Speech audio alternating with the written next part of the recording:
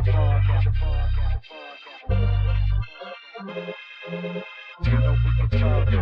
to Sunday League Podcast. You know we can talk trash. If you ain't with it, you can fall back. Welcome to Sunday League Podcast, the podcast. Welcome to Sunday League Podcast, the podcast. Welcome to Sunday League Podcast. You know we can talk trash. If you ain't with it, fall back. Welcome to Sunday League Podcast, the podcast. Welcome to Sunday League Podcast, the podcast.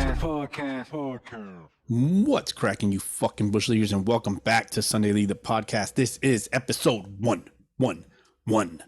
That's a lot of ones. That's a lot of ones. That's 3 ones, DH. It adds up to 3. That's a lot of ones, Bowski. We've never had this many ones on an episode before. No, if you got 3 ones in a row, that's a streak. Yes. Yeah. One more wins. There you go. What's up, man? What's up, Bowski? Chilling, man. Back to business as usual. You sound a little weird. I sound a little weird. You sound a little weird. Is it the voice? It's because we're on Zoom. Fucking Zoom. I fucking hate Zoom. It has its uses, but I don't like it.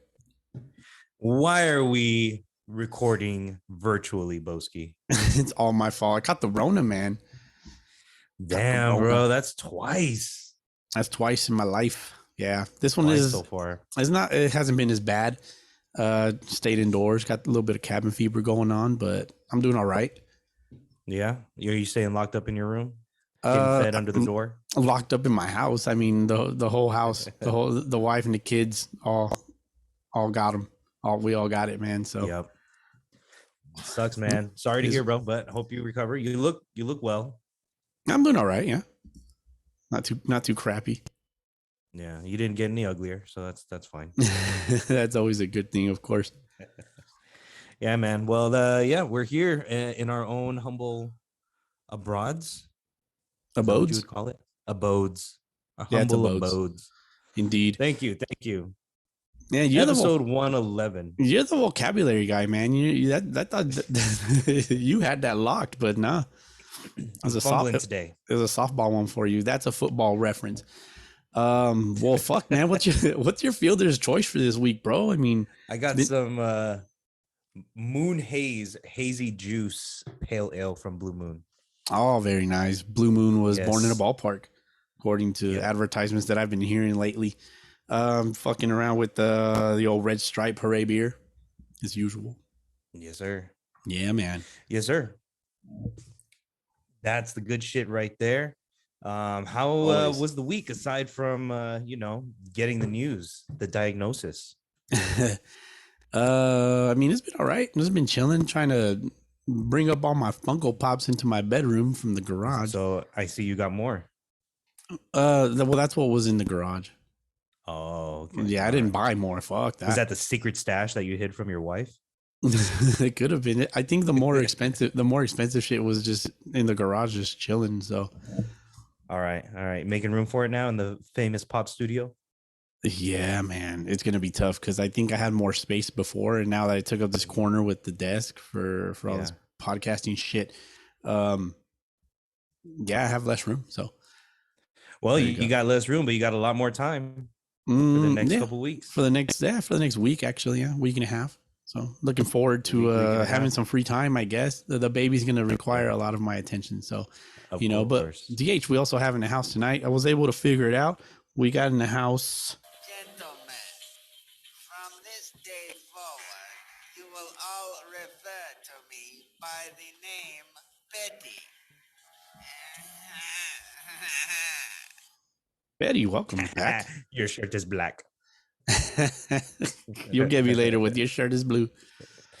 That's right. What's up, Betty? Funny. Nice to hear from you. That's what she said. I don't know. She's still working out. She's still working out some kinks, man. So yeah, it's been response. For real. It's been a couple of weeks, about 3 weeks. We've had 3 guests in a row. Top of the lineup, Nosebleed, the Z Fighters. Awesome guests, by the way. Dude. Yep. Yeah, man, we're doing the big things. It's been fun. But this week, back to business. But before we get back to business, DH, you have any thoughts on those last 3 weeks? Yeah, starting off with. We started out with top of the lineup.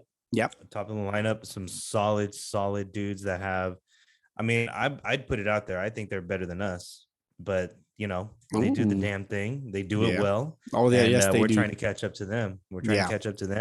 And I see that they got Soto playing some Sunday ball.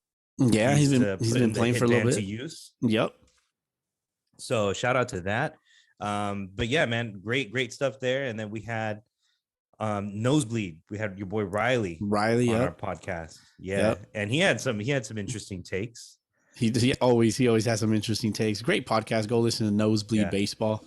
Find it on Spotify. He in one of his recent episodes, not the last one, but the one before, I think it's his episode 7. He challenged us, bro. Me. I'm aware. Yeah, man. He challenged us to a fucking duel. And I mean, I accepted. Let's fucking go. Let's do it, dude. I'm fucking in. I'm in. Let's go. Riley don't know what he's in for. Bring the heat, Riley. Yeah, man. Don't let these old guys, don't let us fool you. Yep. Don't let me go Albert Pujols on you. Oh, I'm the one that wears 5, bro. Come on. And Pujols, we're the old guys, That's true. Yep. You could be Cabrera. All right, I'll go for that one. There you go. You used to be a third baseman, then you were a first baseman, kind of like dabbled in the outfield a little bit. So that's DH life all the way. DH life all the way, baby. Then we had the Z Fighters after that last week. Yeah. Which, let me just circle back real quick. The top of the lineup, a little more smooth. A little more smooth around the edges. Riley's a little more rough around the edges, and then we got the Z Fighters, who were a little bit of a blend of both. Yes, youngsters a lot younger than us, and but very well-rounded individuals. I mean, it was only 3 of them, of course. It was Brian Bravo. Love that name. Fucking Nati Nitty Cam and the brains of it. Felipe Vladdy. Felipe Perfection. Yeah, bring in their perspective to Sunday ball from totally different part when it comes to having a solid mix of just dudes that want to go out and have some fun and play some ball, never played before, but mixing it up with dudes that have played before and having the most fun I've ever seen a Sunday League team have. Yeah. Ever. Yeah, man. And it's not picture perfect. They not to say that every single game is all, rainbows and roses, like everybody gets along and shit. They got their moments. So, but regardless of that, no matter what, still having their fun and still going out and showing out. So loved all 3 of our guests. That's what she said. Ooh. Yo. Yeah, man. And quick little fun fact. That episode was in the last 6 months, top 3. No kidding. Yeah, I looked it up right before we hopped on. Top 3 episode in our last 6 months, and of course, like they're almost gonna rival probably like our pilot. Our pilot's our most listened to episode of all time. They're probably sitting like around 11th. So all right. Well, Betty, don't let us down. 4th guest in 4 episodes. Don't let us down, Betty. Ooh. That's what she said. There you go. There's the other one. All right. All right. Good stuff though, man. Yeah, and here we are back to business, sort of, because it's on fucking Zoom. Everybody knows I fucking love Zoom. Yay! Yay. Hooray, Zoom! Hooray, Zoom! Yep, and it's Sunday night. It's Sunday night. Yeah, it's Sunday night, and the days that I like recording, Sunday evening, is probably like recap everything that happened for Monday morning. It's current. Yeah. It's current. Yeah. Unlike the last few, we've done them like early Sunday morning. We did the Z Fighters on Friday night. Yeah. Top of the lineup was on a Saturday night. Yes. Yeah. There you go. Every day of the weekend. They dropped their predictions for the Sunday League games. Yeah. And thanks to my guy Juan for holding it down for me, got me the dub. Dude, for real. We're drinking tonight, Bowski. You have to take 2. You got to take 2. And I'm fully prepared. I'm taking 1. Yeah. Because you lost the predictions, and then we both have to drink for that one team that they both predicted to win and lost. Right. I forget who it was. Fuck, yeah, I don't remember either. But yeah, we kept track of it, and we haven't done it, so we're gonna do it tonight, I guess. I don't know when. Yes, I'm fully prepared. Tonight. I got my Don Julio 70, the Cristalino, the tequila Cristalino. That a boy. I got some tequila too. I got some of that Casa del Sol. I think you guys brought it to the house. Oh, was that Eva Longoria? Yeah. By the way, that game. Go ahead. I was gonna say that game we got to take shots for is the Gators beating the Expos. Juan and Soto picked the Expos to beat the Gators, so we got to take shots for that. Yeah, okay, the Expos moving on down. We'll talk about it. Yes. Let me see. I had something in my brain, but I forgot. Something about Eva Longoria. Oh yeah. Eva Longoria, her twin brother hit a grand slam today, so shout out to that. All right, I'll drink to that. I'll drink to that. Let me see. What else we got? What's next on our? We talked about your week. I went to Seattle versus Anaheim, all 3 games, by the way. Oh, did you?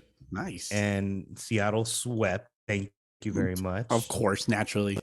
They were sitting pretty up high at the top of the wild card standings, holding down the possibility of playing a home series for the first round of playoffs. Ooh. And yeah, but then I started thinking, I was like, should I do what Bowski did? Should I go full Bowski and go to Oakland?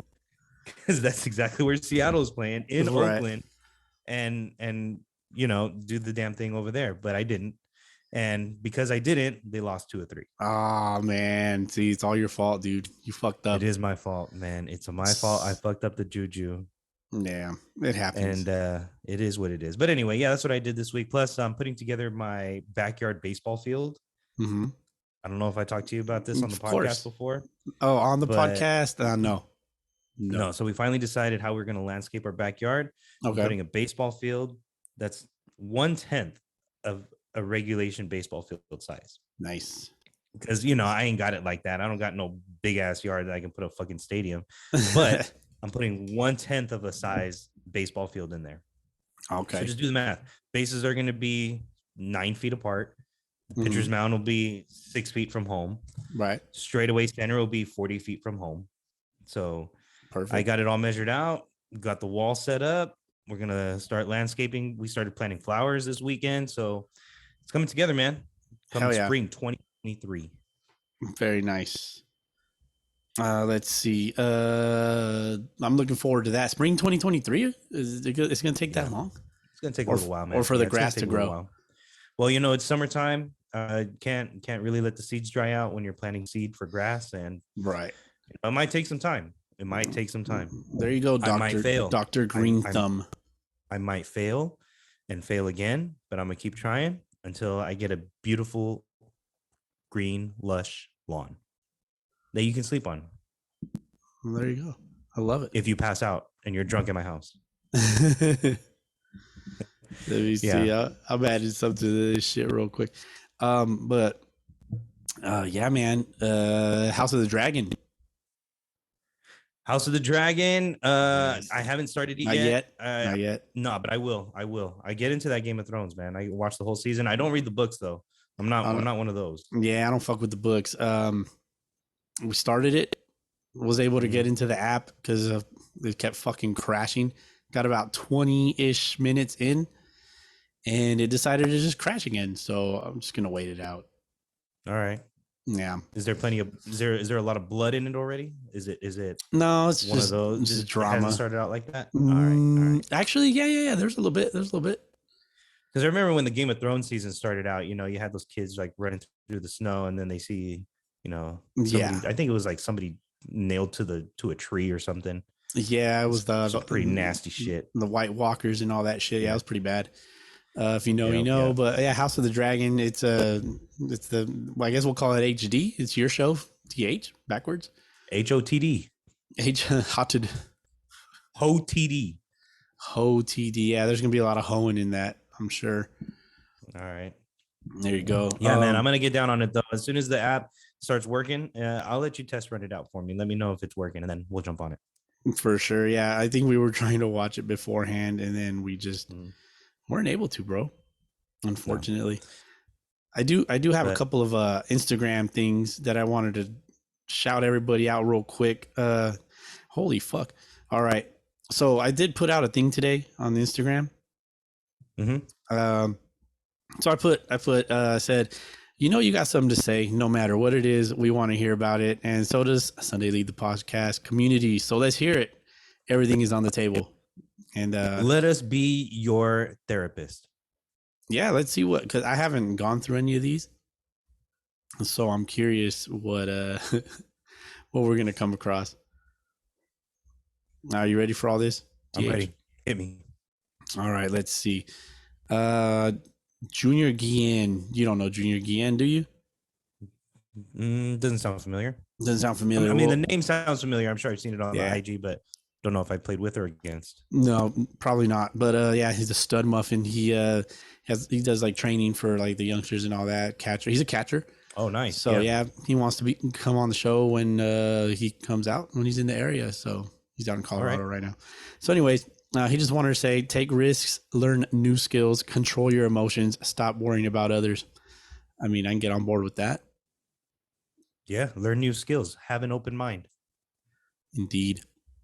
And then on Instagram, E_G_31, he responded, the Caballeros are winning the Orange County OCRBL. Orale. There you go. And then they're coming for every other Sunday league in SoCal. Damn. Okay. All right. They just really threw it down right there. Yeah, I love it. What league? What division do they play in? Is it like low A, ultra minor? No, I think it's one of the higher divisions. Let me see. I know I did share it recently. Let's see. 19 Rob Dog 91. Does Albert does Albert get to 700? Ooh, I think that's in our notes to talk about. I would say, yeah, I think he's going to do it. I think so too. As long as he gets enough at bats and he faces enough, gets enough pitches to hit, I don't see why not.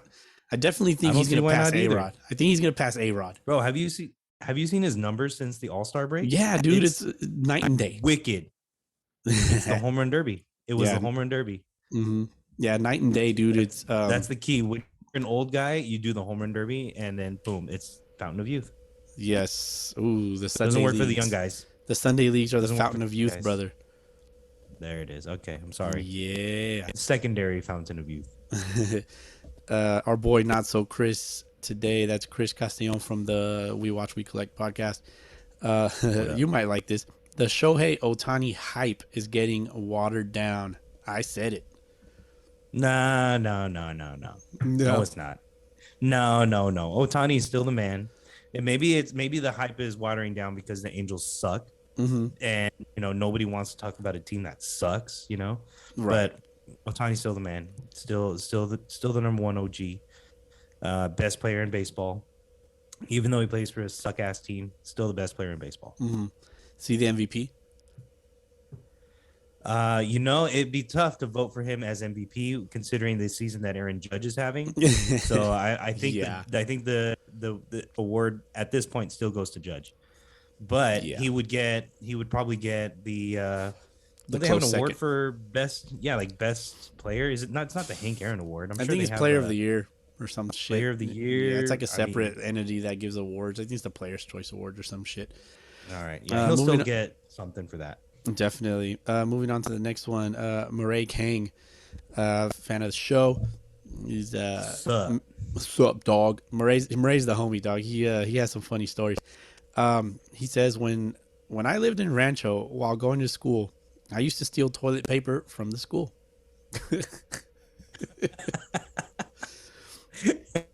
And do what with it? Wipe his ass, Take bro. shits in random backyards. Yeah, he's the one that last time he said the you having to take a shit in your car is dangerous or something like that. I don't know if you remember that one from a few weeks ago. So that now we know why he would steal the toilet paper. Indeed. Another one of my homies, Tyler Pierce. He says Colin and James best rivalry in baseball currently. So you don't know what he's talking about. Nobody does. So we're in a group chat, right? And there's the Colin and James. Colin is a Braves fan. James is a Marlins fan, and they just chirp at each other all day long. I'm not really sure if they actually hate each other or if it's like just shits and giggles, but it's pretty fucking funny. I'll have to show you off mic or whatever later on. All right. Next one, Fontana Marlins. Always starting your shit, Bowski. We're taking the Aztec League this season. Ooh. Let's see it, dog. Let's see it. Yep, want to see it. Not with the hammered head standing in your way. Oh, last weekend. Yikes. Muscle Lane, that's Big John Lane. I believe if there was a tournament between leagues, Aztec versus Fontana, top 6. Oh, this shit cut off. It doesn't give me the rest. Aztec versus Fontana, top 6. Well, they're kicking around the tires on this here, apparently. Yeah. Labor Day is coming up, so it's a possibility that maybe they can get something done. That'd be interesting to see. Aztec versus Fontana. Who you got? I don't know, man. I've seen some pretty good players from both leagues. Yeah. If they put together all-star squads, it'd be interesting. It'd be a fun to watch. It would definitely be interesting. Let me see. It continued on the next little slide here. Aztec versus Fontana, top 6. The Fontana League would absolutely dominate. Okay. That was the end of the response. That's it. I think it'll be one of the last couple innings type of games. Yeah, I think so. I mean, the top teams in each division, in each league, are pretty fucking solid. Yeah, cool. Indeed, I'd love to see it. So there you go. That's it. That's all I got, man. So shout out to everybody. Thank you everybody for shout out everybody. Yep. We love it. We love the fan engagement all the time. And since we ended it with the Sunday League response, let's get into the Sunday Leagues. Let's get into the Sunday Leagues, Bowski. That's why we're here, right? That's what we do. Yep. Ultimately. Now we have a couple of weeks that we got to run down. Yeah.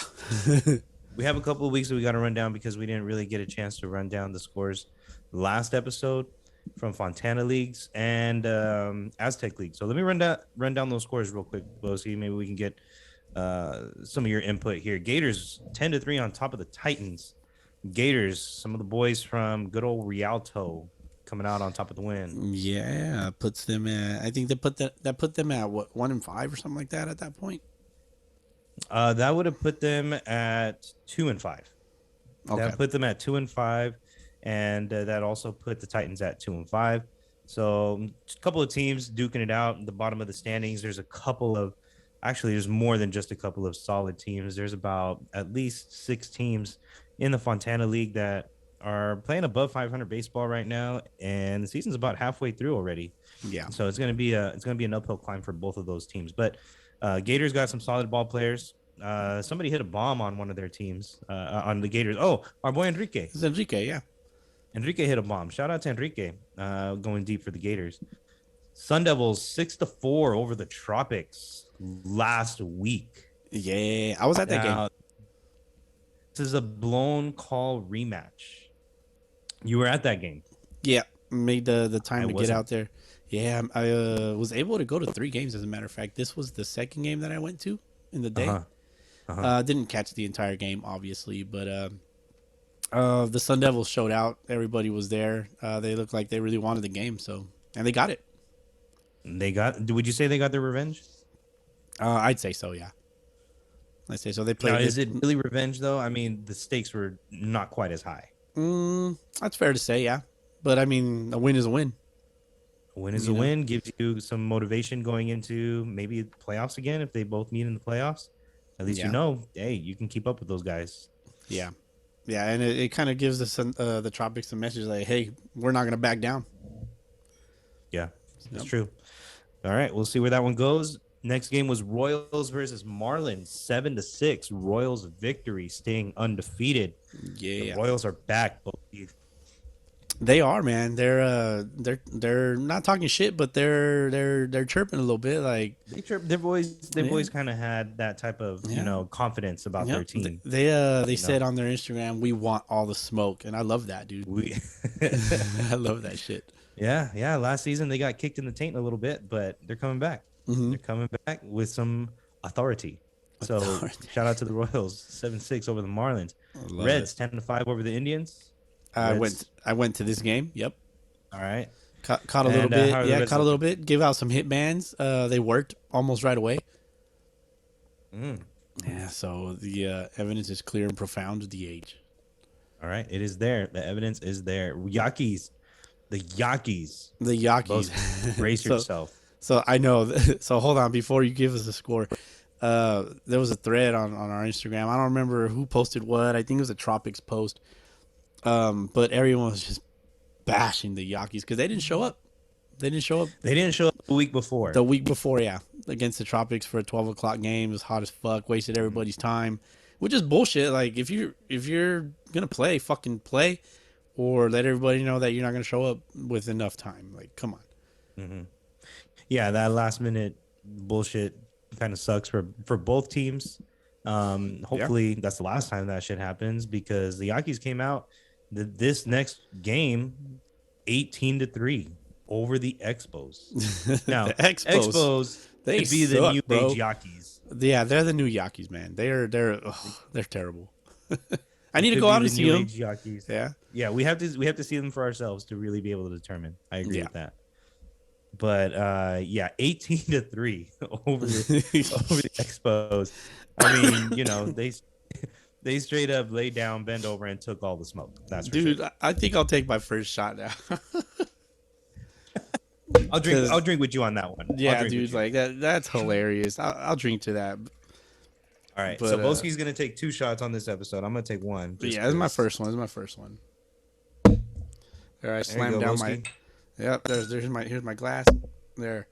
Cheers, sir. Oh, cheers! Fuck. Yeah. I love tequila. Tequila. You know, every time I hear the word tequila, I think of the movie Terminator 2. And I think when Sarah Connor rolls up to, like, in the desert to her homie's little hideout pad or whatever in deep ass Mexico, he's like, "Hey, traigan la pinche tequila." It's hilarious. It's like this fucking guy just wants to drink because he saw his homie. Every time I hear tequila, I just picture my dad doing karaoke because the karaoke song that his go-to karaoke song is. Yep. Quick question: how many times do they say tequila in that song? I don't even know, bro. No, put a number on it. But every time it comes on, my dad says it differently. It's pretty funny. Does he? put a number on it though. How many times? I'm gonna say like 5. Like 5? Oh, that's close. I've asked this question to several people. Right? It's a good like way to get somebody to take a shot or whatever. I've heard like 25. I've heard 50. I've heard like 10. Dude, just outrageous numbers. But it's just 3. They say tequila 3 times. I'm just like, what? So like, my dad says it 3 different times. There you go. Anyways, yeah. So tequila. Shout out to that. Yep. Last game last week, Mets 10-0 over the Pride. Over the Pride. Damn. That hurt the Pride. The Mets are here to Pride. stay. The Mets are here to stay. Didn't you pick the Pride or no? You picked Mets the ain't Royals. never gone anywhere. Yeah. No. Yeah. True. Facts. Mets haven't gone anywhere since they joined the Fontana League. They are riding high right now. But statement win over the undefeated Pride at the time. Well, I don't think they were undefeated. But no. Pride was definitely one of the best teams starting out this season and scuffling a little bit. Mets brought it to them 10-0. So 4th shutout victory of the season. Actually, that was the 3rd. The 4th shutout victory actually came this week. Yeah, let's go over this week's scores, right? So let's jump over to this week's scores for the Fontana League. Just today, hot off the presses, I just got the newspaper delivered onto my driveway. No, they don't have a newspaper. That'd be sick, but it would be dope if there was. Yeah. Anyway, so Mets 4-0 over Gators. The Gators. 4-0 over the Gators. 4th shutout victory of the season for the Mets. So when they play well, they play well. Hey, man, Ethan Manning need deals. Wait, shout out to Ethan Manning being the Manning. The Manning. I want to get in the box with him one day. I got to see it. We'll see it. Yep. Indians 10-3 over the Expos. Indians with a victory. From previous experience, no surprise there, right? The Expos are kind of trash. The Indians are struggling. Yeah, Indians, when I saw them against the Reds, they look pretty solid. I thought they looked pretty good. They're probably lacking a little bit in pitching, like the back end of their pitching, but they look pretty solid. All right, they can keep up offensively with just about anybody else. You think? I'd say so. Yeah. All right, very nice. Royals 14-2 over the Yankees. There's no fucking surprise. No surprise. Yep. Welcome back, Yakis. Yeah, you were riding high after that 18-3 victory, but yeah, they took a royal ass whooping for sure. That's right. 14-2 victory for the Royals, staying on top of the standings in the Fontana League, and then you had the Pride tying with the Sun Devils. What's up with all these ties, man? What is that? I don't know, man. Is that their third one? Yep, that's the Sun Devils' third one.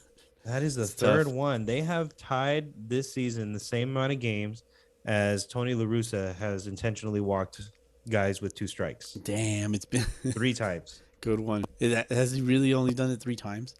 Tony La Russa has done it 3 times this year. Damn. Sun Devils tied 3 times this year. Now have a record as if they were playing fantasy baseball, 4-1-3. We've talked about that before. I mean, ties can help you for sure. Get a job. Bow tie, or the regular old classic tie. No, you gotta go necktie. Only a necktie though. You gotta be naked underneath. Oh, and your jock strap. Necktie and jock strap and dress shoes, no socks. Yeah, make sure you wear the jock strap that on the front says cup check.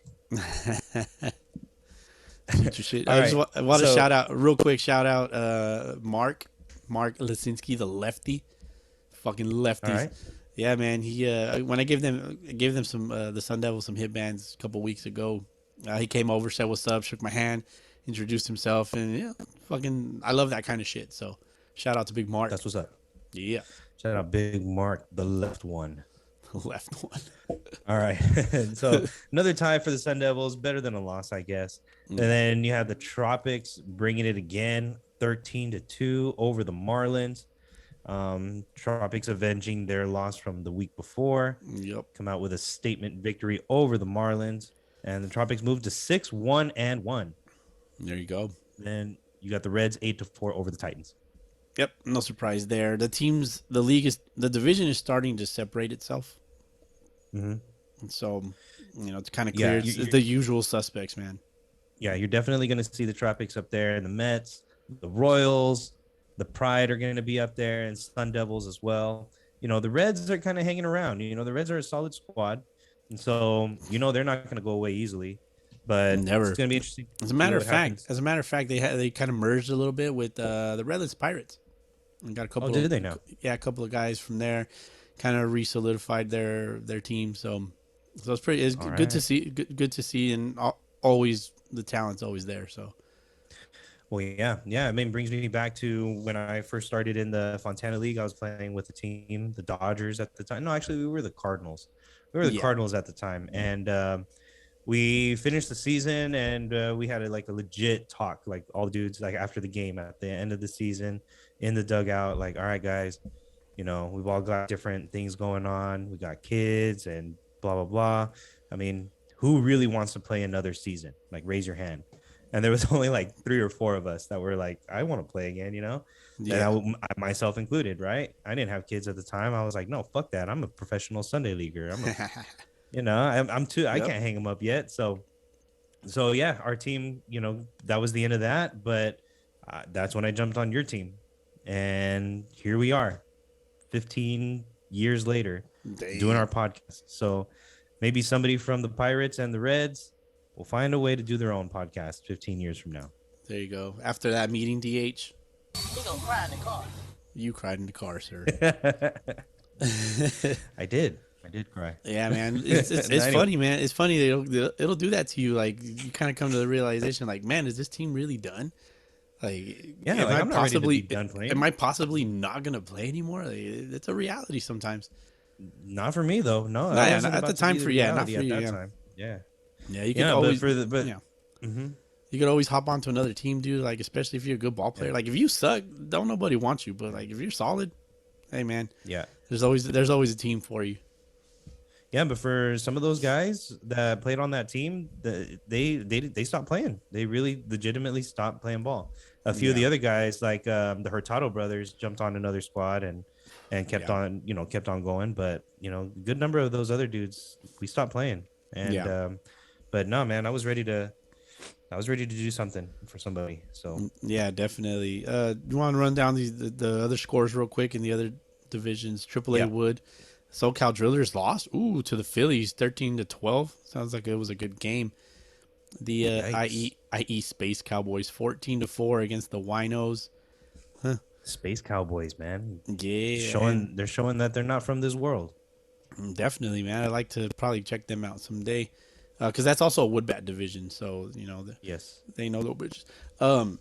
The Rays and the Dirtbags played, and on the Dirtbags, you remember our guy Steve Tiggy? Yeah. He's all yoked out. I thought it was.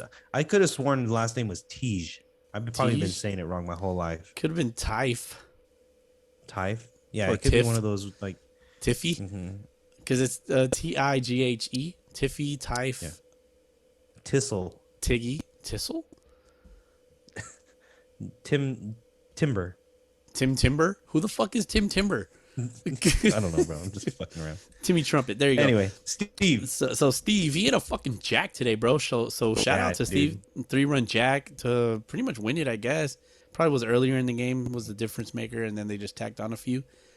They won 6-1 against the Rays. So shout out to that. Moving Shout out down, Steve with a bomb too. yeah, definitely, man. Fucking wood bat bomb. I think it was at Eisenhower. So I'm experienced in hitting bombs at Eisenhower, so I get it. Well versed.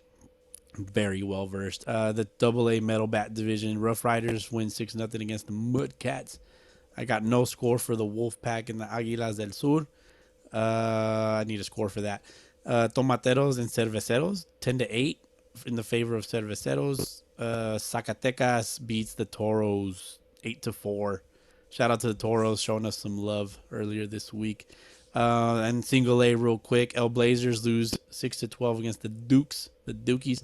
Los Tigres and the Padres. Padres win 12-6. Kansas City Royals and the Rieleros 18-5.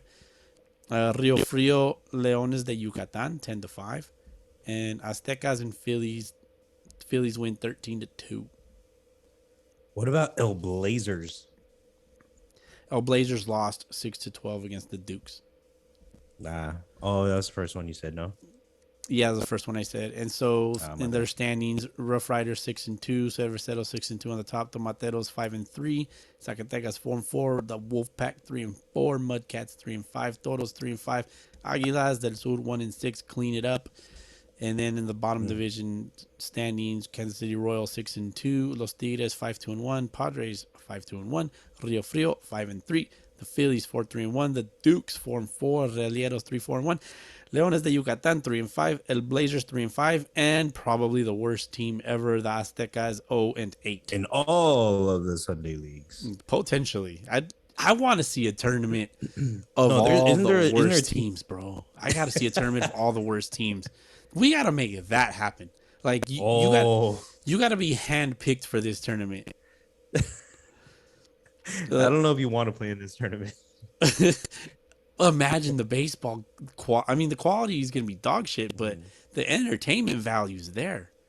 You got to give a championship trophy to the team that loses. That's going to be like that South Park episode, bro. Even I've seen that episode. You get eliminated if you win. Like, that's how this tournament's going to go. If you win, you get eliminated. You get to the single elimination tournament.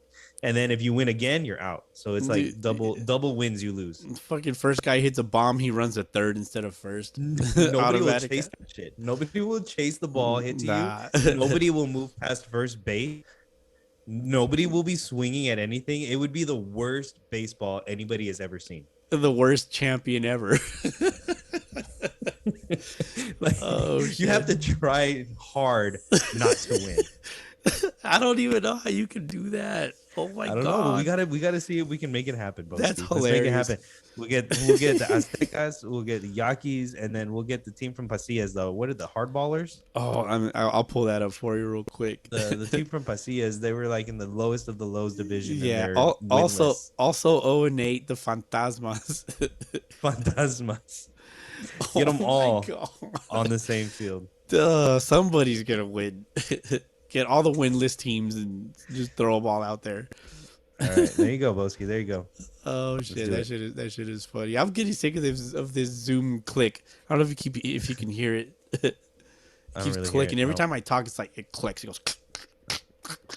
So I apologize. I apologize for being I guess we'll sick. have to listen. We'll have to listen back. We'll have to listen back on this one when we drop it on Monday. All right, for sure. All right.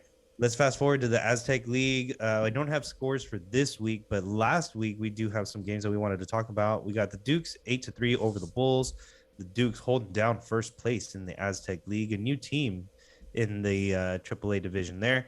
The A's 15-9 over the Brew Crew. The Hammered Heads versus the Marlins. There was a lot of talk to this game. It was, and I went to this one too. And shout out to the wife and the kids because they agreed to tag along. Shout out to them. And I think once we got there, they instantly regretted it because it was hot as fuck. Oh, bro. Yeah. Where was it at? It was at Patriot High School right down the street from you. Oh, yes. Yeah, I was going to go knock on your door and just drag you out of your fucking yard and be like, let's go. Just drag you from the bell. I think I had to work. No, you were at home. Oh, all right. Yeah, you were at Cool. home. I didn't want to bother you, man, so it's all good. Oh, you know what? Yes. No, I was at home because I had to finish my retaining wall. I finished my retaining wall that day. I was in the sun all fucking day. Yeah, it was hot. I remember that. Dude, that day fucking sucked. That's the day that I did the 3 games. It was last Sunday. Wow. Yeah, man. Yeah, no, I remember I got up super early that morning. I was like, I'm going to get this wall done in an hour. Fuck no, it took me 8 hours. Psych, bitch. This is a whole fucking work day. Shit. That's what she said. But I finished it. So that's good, man. Right. Anyways, yeah, I went to this game. John Lane ended up showing up to the game. He thought I was going to bring beers. I probably should have brought some beers. It was completely empty. We could have easily gotten away with it at the high school because alcohol is not allowed. And in this Aztec League, we never show them any love apparently. So I didn't want to take alcohol so they could lose another field. I guess. I mean that's probably exactly, why. Bowski. You don't want to be the reason. Yeah, I mean I'm not affiliated with any league, right?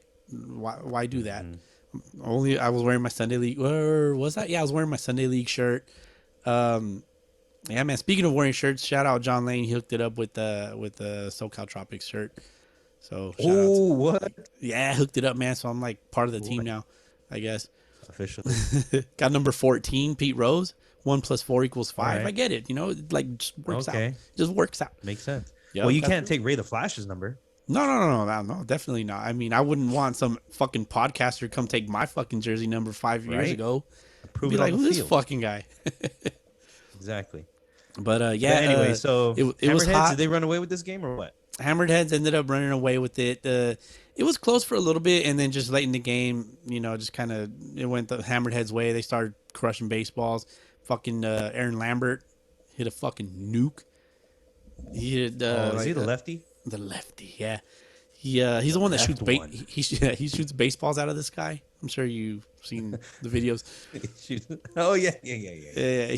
He went to like deep right center. Got a good piece of it. As soon as he hit it, I'm like, ooh, that's fucking gone. It was dope, man. I mean, I finally got to talk to Richard from the Marlins. Richard Barra. For sure. Yeah, he's the head the guy that runs the like Instagram and all that. What up, Dick? Dickie Parr. You think anybody ever calls him Dick? Maybe if he's mad. I'm rich, Dick. I'm rich, Dick. Throwing me off. Yeah, hooked them up with their hit bands and stuff, and they ranked this week.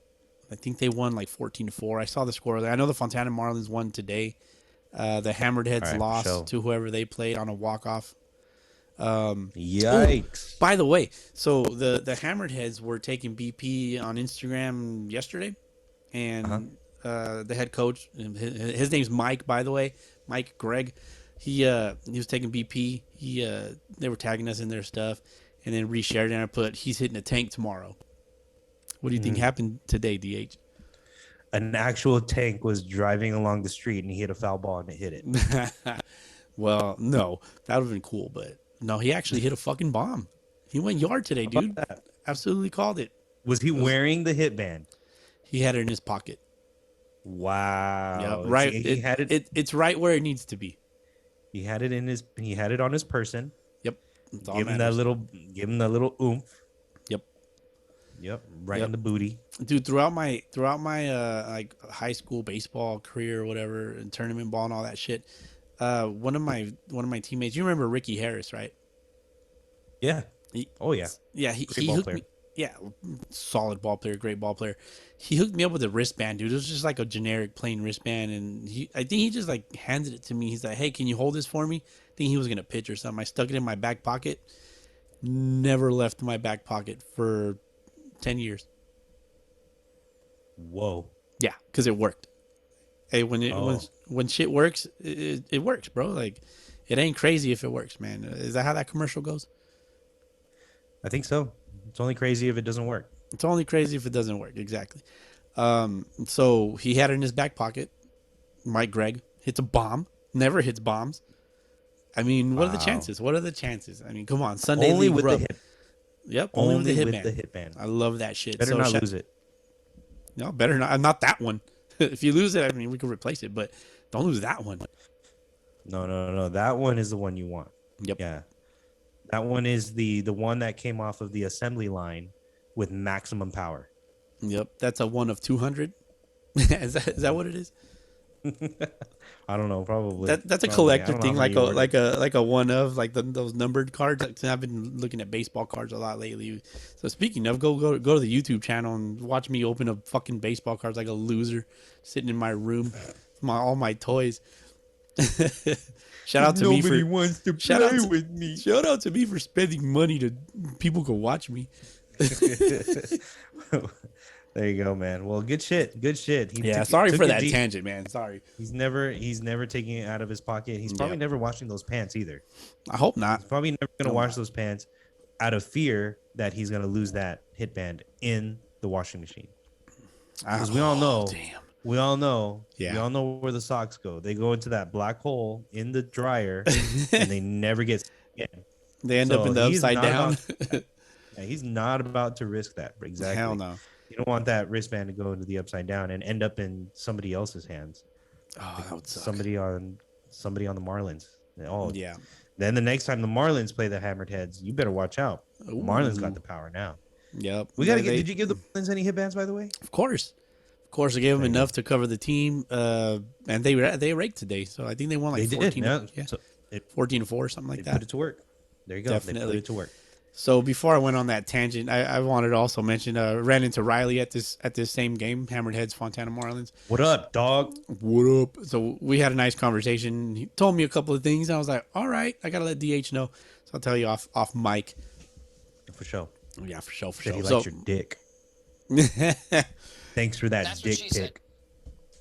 That's what she said. There you go. Love it. All so right, yeah, for man. sure. Anyways, All right, Del Rio and Yaquis. Del Rio 3-1 over the Yaquis. Yaquis with the loss, defending champs. Mineros with the bye. Apparently there was some trouble getting some fields this last week with the Aztec League. I guess the Yaquis game got canceled due to field unavailability, which sucks. Fucking clean it up. Get some more fucking fields. But also teams need to stop fucking around and don't get caught drinking in the dugout. Or at least don't leave your shit. Like, clean up the evidence. It's not that hard. Yeah, they're not fingerprinting anything. Just leave evidence. Pick up your fucking can. You're only guilty if you get caught. And, well, it seems like it happened. So, yeah, clean it up. You're only guilty if you get caught. That's hilarious. Let's go. All right. A couple of shout outs before we finish it up with the Sunday League segment here. Shout out to the RNG Marshals with the Nutmeg State Baseball League winning the summer championship.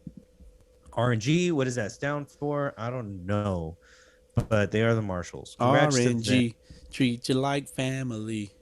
RNG Auto Center. No, it's R&B. Damn it. It is fucking R&B. Bowski. Figure that was the good fuck too. out. I like that one too, Bowski. Frank, special shout out to a guy named Frank DeMasi of the Turf Pro Cardinals in the Mid Islands Men's League. Okay. Dude is a beast, an absolute beast. Well, why is that? He played 2 seasons with the Cardinals, 39 games total, hit .535 with 14 bombs and 60 RBIs. Jesus. Let me read this from the Instagram post that the Turf Pro _Cardinals posted. And it just says here, the former first team all conference Division 1 player, Gotham Magazine elite player. Gotham Magazine. Hell yeah. And LIU player of the year, who also hit 376 as a professional in the IBL, leaves the team after a stellar season that saw him hit 605 with 5 home runs and 24 RBIs. After nearly a decade of not playing ball, DeMassey joined us in 2020. In his Cardinals career, he played 39 games, 545, 14 homers, 60 RBIs. He was an all-star on both seasons and was also the 2021 Home Run Derby champ. So shout out to Frank DeMassey, retiring as a professional Sunday Frank DeMassey. leaguer. I'm gonna drink to fucking FD Frank DeMassey here as a also retired Sunday leaguer, right? I just want to play the audio of this bomb that he hit. Can I do that? Yeah, go for it. While I take my shot, here you go. Yes, there you go. Pour that shot, Bowski. Ooh, buck. That was a shotgun. Here we go. Ready? One more time. Do it again. I called it. He called it. Oh, hell yeah. He called it. One more time. Gone. I called it. I called. He called it. Well, I love one more it. time. Gone. I called it. I called it. Beautiful. Way to be, Frankie. Way to be, Frankie. Way to be, Frankie. Fuck yeah. Fucking All right, Frankie. last Is that the shout-out I new? got- Is that the new Frank the Tank? It could be, but he's retired now, so there's got to be another. Got to be another one. And then the last shout out I have is Brew Crew Hudson Valley. Brew Crew are the Hudson Valley NABA champs from Hudson Valley. Where the fuck is Hudson Valley? That's a good question. Let's see. I don't have an answer for that. Okay. Hudson Valley is here. Let me just. And you have one more shout out, it looks like. Oh yeah, no, I did, but not anymore. That's in New York, by the way. Hudson Valley's in New York. Ah, okay, makes sense. So much fucking talent out there. I think New York, Florida, and SoCal, and probably the Houston area probably rival each other as far as Sunday League ball is concerned. I think those are New York. New York, New Jersey area, and then like Florida, even Massachusetts, Boston, Connecticut. I don't know, man. I don't know. They don't get leagues up there. They don't get to play year round. I don't know about that. I'll have to fact check. We got to fact check. I think that's why they do. That's why they all meet up in Arizona for this fucking World Series, right? Okay. Well, right now, summertime, they've been playing. In the fall, they've got to be playing. Maybe not in the wintertime, but absolutely in the spring. You know, you can definitely get in 2 seasons a year. Yeah, I know that World Series in Arizona is coming up. Fuck. All right. I know the Tropics are going out to that. That'd be sick. Dang. Maybe we start seeing about this endeavor, Bowski, and we go and cover this shit. I don't know, man. Maybe. I mean, I might just want to hang out in a dugout or something, just with some cleats. It's too tempting, You man. gonna be that guy? It's too tempting. Just it's like, hey, Bowski, grab a bat. Me? Really, mister? You want me to hit the ball up there? You want me to go up there and hit for you? Okay, mister. Okay. Fucking hits a tank. Bowski, hold my cup. Oh, shit. Which one? Oh. Hey, mister, you want me to hold your cup for you? Okay, sure, I'll do it for you. Oh, shit. Bowski, slap my ass. I'd love to, sir. I'd love to slap that ass, sir. All right, he's gone. All right, man. You got any shout outs, Bowski? Before I get into my shout, I have like a fucking list of shout outs. Because we've been getting a lot of love lately. The Pasillas League, real quick. The only team we care about there is the Z Fighters. And unfortunately, they fucking lost today, bro. Dang. Yeah, they lost to the fucking Pericos. They're kryptonite. They lost on a walk-off 11-10. And their winning streak Their winning streak is dead at 7 games. But hey, you can always restart. You can always start a new one. Exactly. Always start a new one. It's always funner when you get to restart a new one. Let me see. In the San Fernando Valley, California Baseball Association, SFVCBA. Fucking acronyms. Los Royales, they won 23-3 on a huge dub in AAA. It's a Royal season, man. They gave another Royal ass whooping today. I love that. Wow. The same league, I'm pretty sure. The Elite Cubs went up against the Valley Aztecs 2-0. Or the not Elite 2-0. Cubs. Yeah, the Elite Cubs beat They're not the regular Cubs. They're the Elite Cubs. Elite Cubs. They beat the Valley Aztecs 2-0. I said 2-0. They won 2-0. All right. And then the next one, Very nice. La Villita Bravos beat the Isotopes 12-1. And then they went to go eat tacos later. It was fucking awesome. That's to the see on beautiful Instagram. thing about Sunday ball. It's beautiful. Most beautiful thing about Sunday ball is the post game meals. Yeah, man, it's pretty cool, and they're sponsored by like a taco. Even better. Store. Yeah, dude, fucking awesome. Even better. Players eat free. Players eat No, free. no, sir. No, sir. Please. This is on me. Okay. No, please, sir. No, please. We do not take your money. No, sir. Please. No, you eat it, please. We don't take your money here. I don't. Money no good. I think your accent's off. It's from the other side of the world. Excuse me, mister, but we do not take your taco meat here. Plenty of dudes with taco meat out there in these leagues, man. Oh my god. I'm sorry. I meant taco money. I'm sorry. I don't Taco money. This fucking guy. I love it. Wanted to talk about the Maywood League. Unfortunately, right. I don't have too much on them. I did ask them earlier for like their league standings. Got nothing. So shout out to the Maywood League. Of course, we're gonna get them next week. Yes.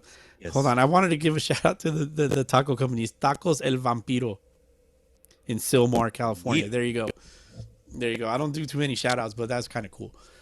And then I got nothing. Do you got anything on the San Diego Threshers? I know they're always listening to us and stuff, so I want to shout them out.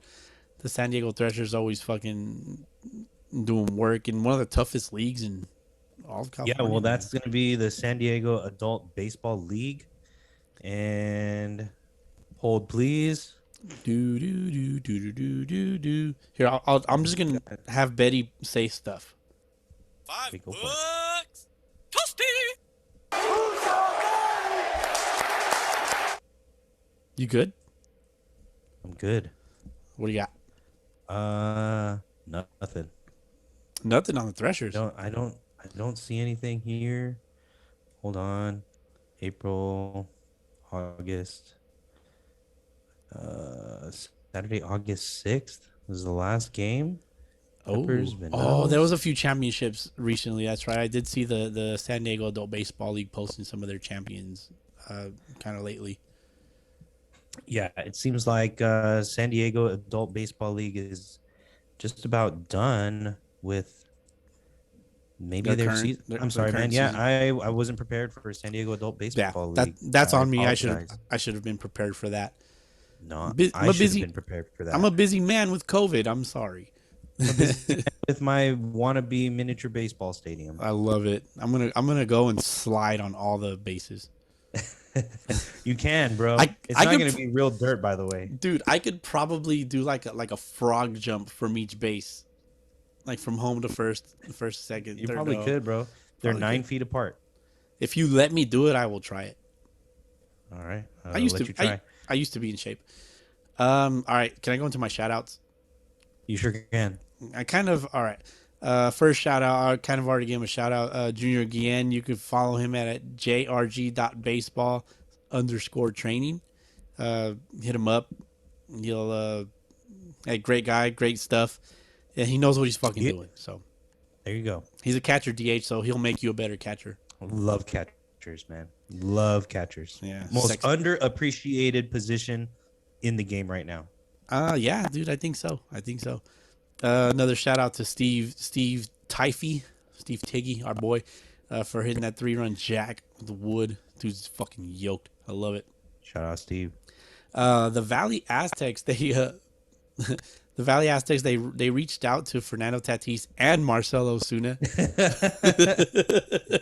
They're like, hey, we got a spot for you if you're available this weekend. Blah blah blah. It's fucking hilarious. The IE Wolfpack always showing us some love whenever they get a chance. So shout out to them.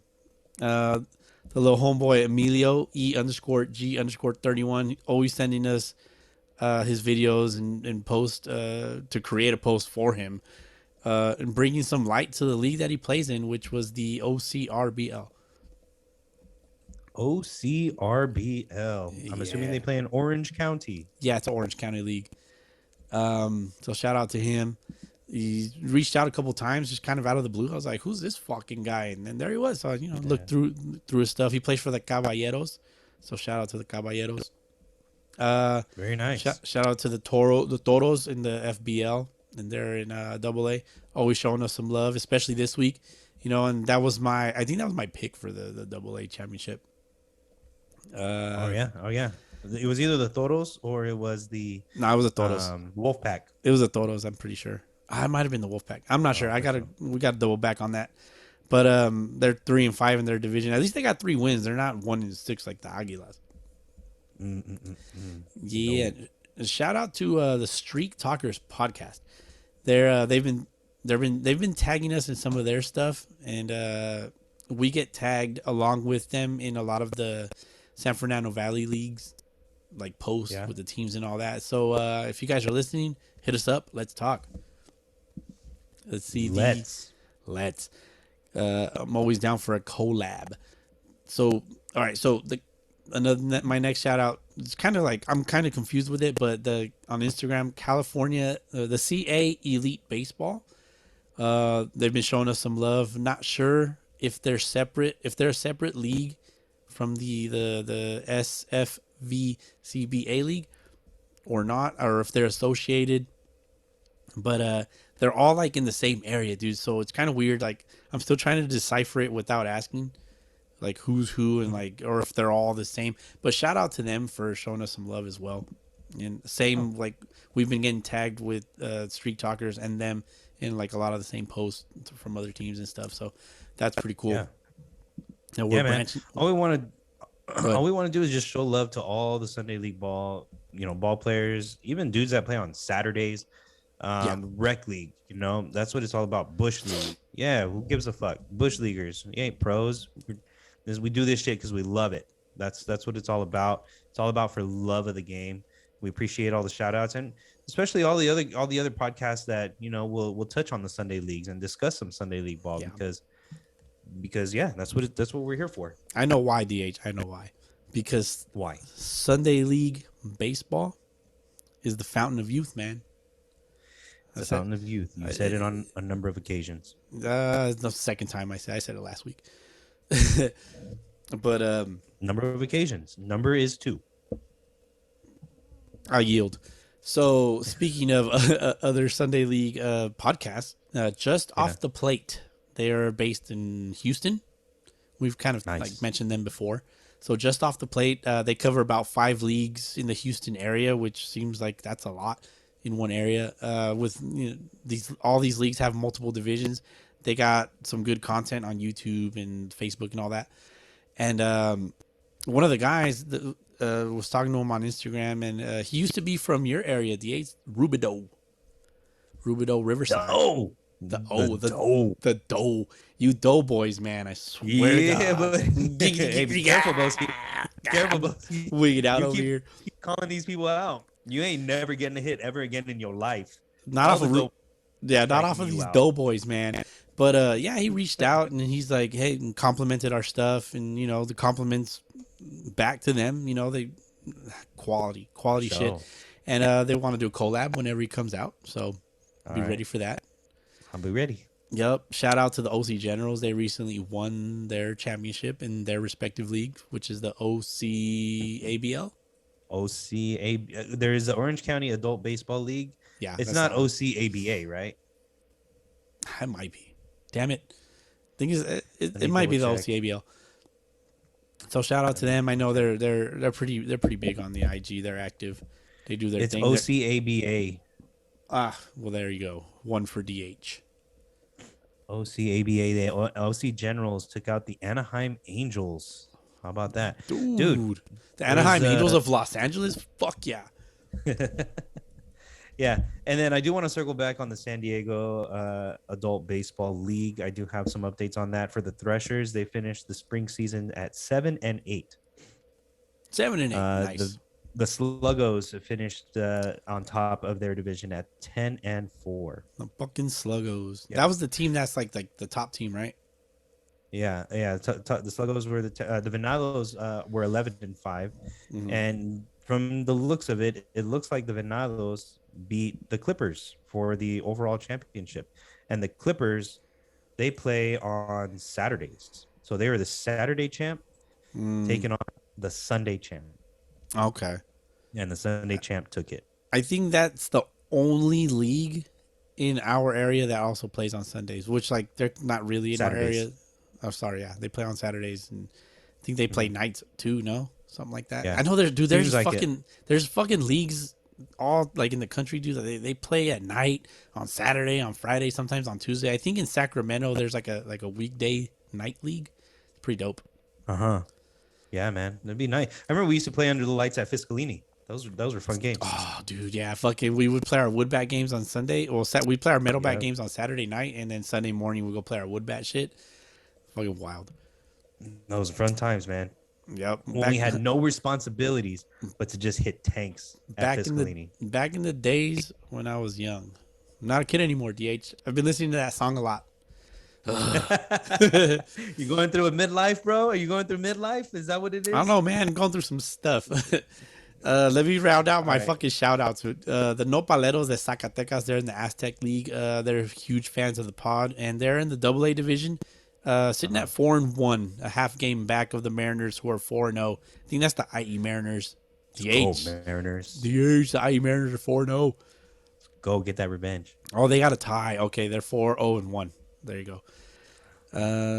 Yeah, good stuff. Oh, last one. Daniel Paredes for showing love with the super rare 1 of 30 bat knob sticker. Ooh, super rare. Super rare. I mean, 1 of 30 is it's hard to come by. Hard to come by. I hope it does work. Hey, man, it's working. It's working. That dude fucking rakes. That food drops dick. That's all I got. I like it. That's all I got. No more shout outs. No more shout outs for me. All right.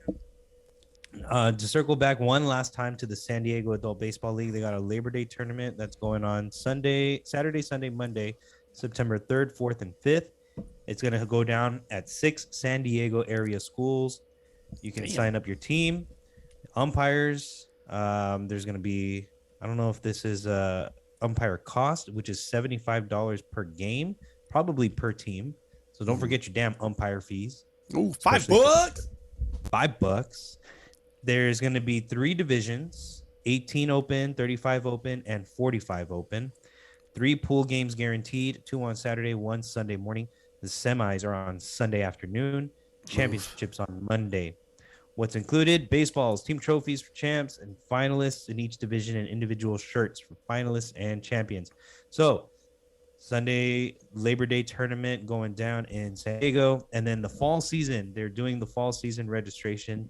It is open, and they're doing tryouts. Actually, they did tryouts today. Oh, shit. They have tryouts. That's sick. Is that for new guys or what do they do? It's pretty much just about for everybody. I think they got for the 18 and up, AA and single A. They got tryouts at 9:30 a.m., which was today. I wonder who made it. 25 and up, you got AA and single A at 12:30.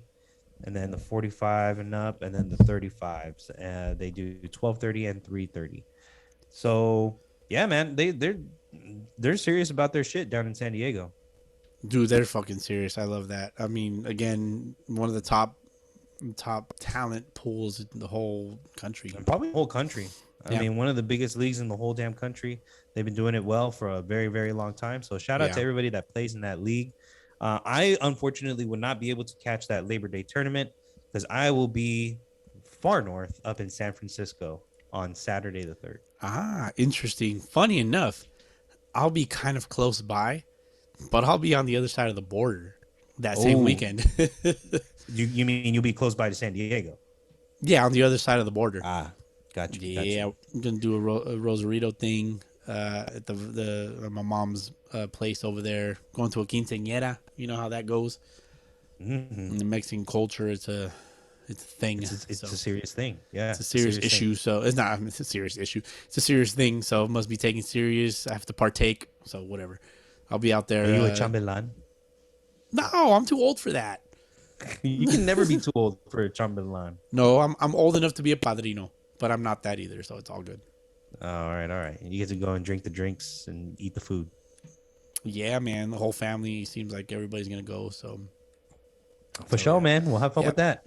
Yeah, I'll see if I can get a couple videos of the upper deck at my mom's house. So, I mean, if it's my mom's house, but it's also kind of like my house. So if I say, "Hey, mom, can I get the keys, mom?" Mom, say, mijo, aquí están las llaves, mijo. There you go. Yeah, man. Boy, Bowski. Yeah, let me know. Still, yeah, you can man. never be too old to ask your mom for shit. Nah, never, dude. Fuck that. Always ask mama for stuff. Always. Yep. Mama's boys are the best. Can I ask your mom for a cup check?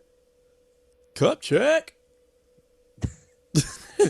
she'd be like, my drink. She'd be like, chequeo de vaso. Is that how she'd say it? How would you say it? I don't know. I mean, I guess. Chequeo de copa?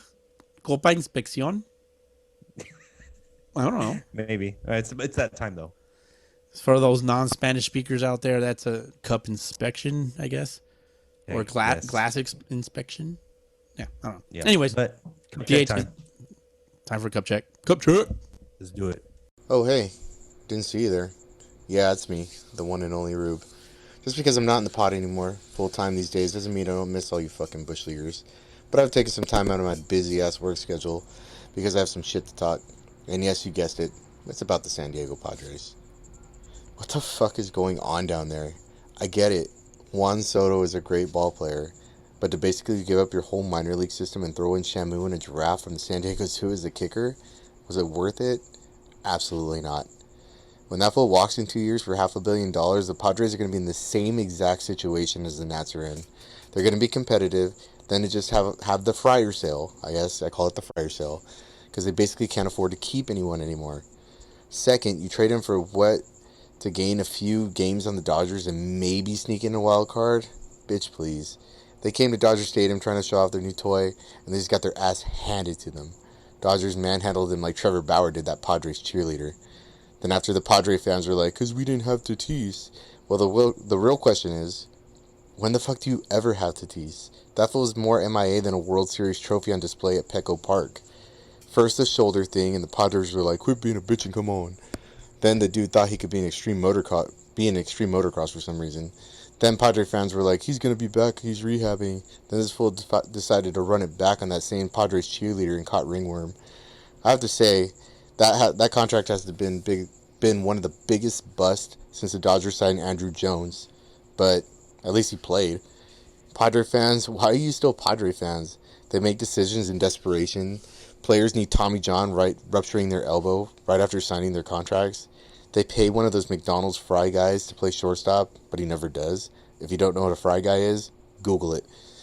All I can say is, it's another year of disappointment for Padre fans, and I love every second of it, homies.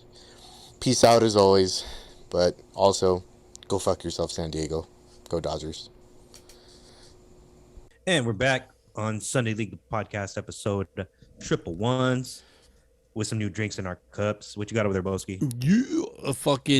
My second fielder's choice is Red Stripe again. Because hooray beer. Because hooray wasn't good enough just once. Nope. What do you got, man? So 111. I'm drinking a different beer this time. Sapporo or Sapporo. Sapporo. Yeah. Did I talk about that before? I thought it was a Japanese beer, and it's like not. Yeah, it says here from Ontario, Canada. It's Canadian. But wait, there's more. Imported by Sapporo Brewing Company, La Crosse, Wisconsin. Product of Canada. Okay, there you go. So it's Canadian. It's Canadian. Yeah, and I think I had said something And about all like the sushi restaurants. yeah, some shit like that. I'm not tripping, right? That's fact. We're gonna have to like go back to the history. Maybe it started out Japanese and now it's Canadian. I don't know. Maybe. Anyways, let's move it along.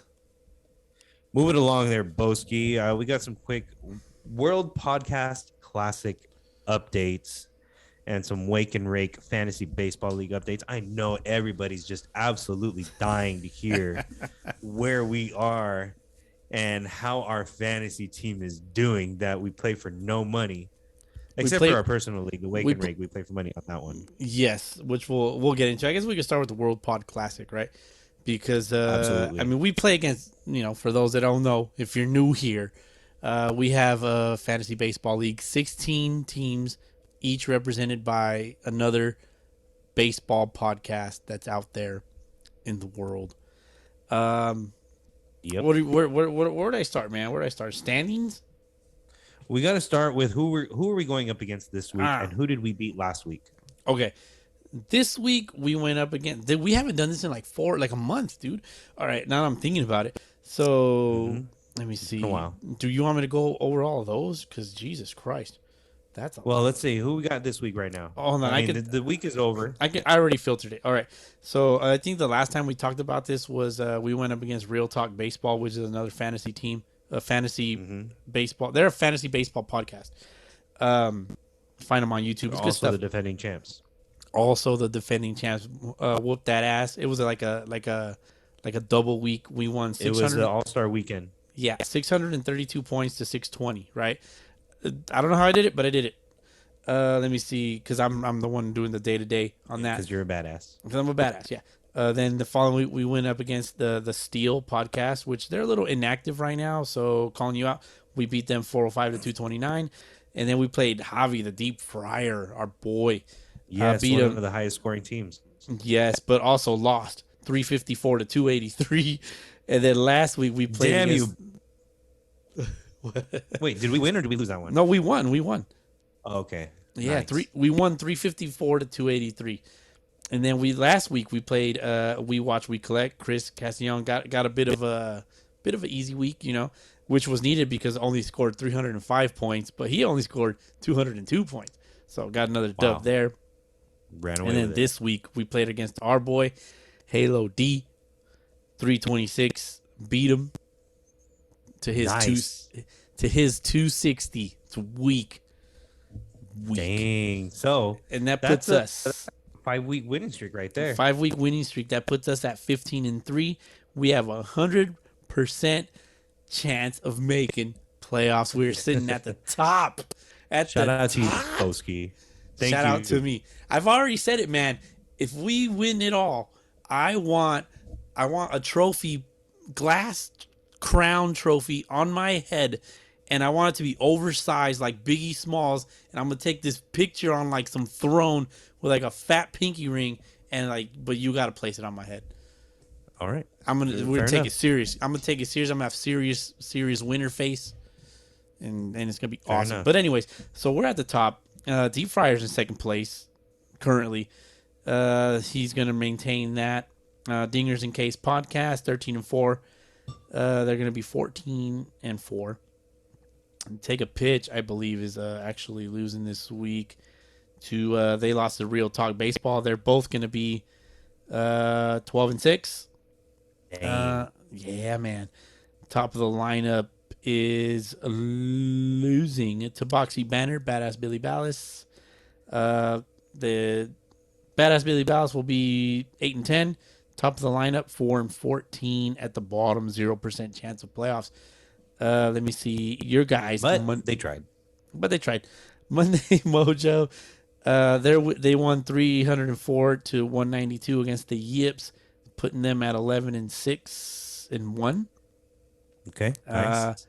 Yeah, and put the Yips at 9-9. They will not be making playoffs, it looks like. Is it 705 yet? Beats Pesky Bowl Podcast 373 to 271. Watch out for Is It 705 yet, because they've been putting up points mad crazy. And if the standings stay as they are right now, we got them in the first round, and that's scary. Ooh, got Bowski shaking in his boots. Ooh, shake. There's a snake in my boots. Already mentioned Deep Fryer beat the shit out of Gone Bridge 413 to 162. And the Hipster Baseball Podcast loses to the We Watch, We Collect podcast 281 to 268. Hipster Baseball, I was really rooting for you, man, because he's the one that we brought in to replace some other punk-ass podcast. To start this week, he had a 1% chance of making playoffs. I don't think that's going to happen anymore. Yeah, it was a valiant effort. Hey, man, I mean, he's going to be 7-11. Did Boxy Banter lose? I need to go back and check that real quick. No, Boxy Banter won.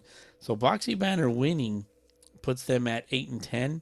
It's going to up their chances at making playoffs. But I think once they lose their next one, they're out. And I think it just kind of it solidifies all the teams that are in playoffs. Right. Because there's 8 teams that make the playoffs in a 16-team league. Yep. So half the league makes playoffs. Yes. We're on top. And then we got Deep Fryer right behind us. Deep Fryer right behind us. Dingers and K's right behind them. They're actually tied. They're going to be tied at 14-4. We're going to move up 15-3. We're only one game up, which is crazy to say. At 15-3, we're only a game up.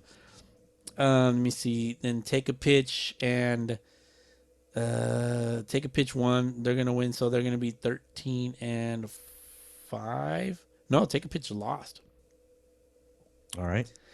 Makes it a little interesting. Yeah, so let me see.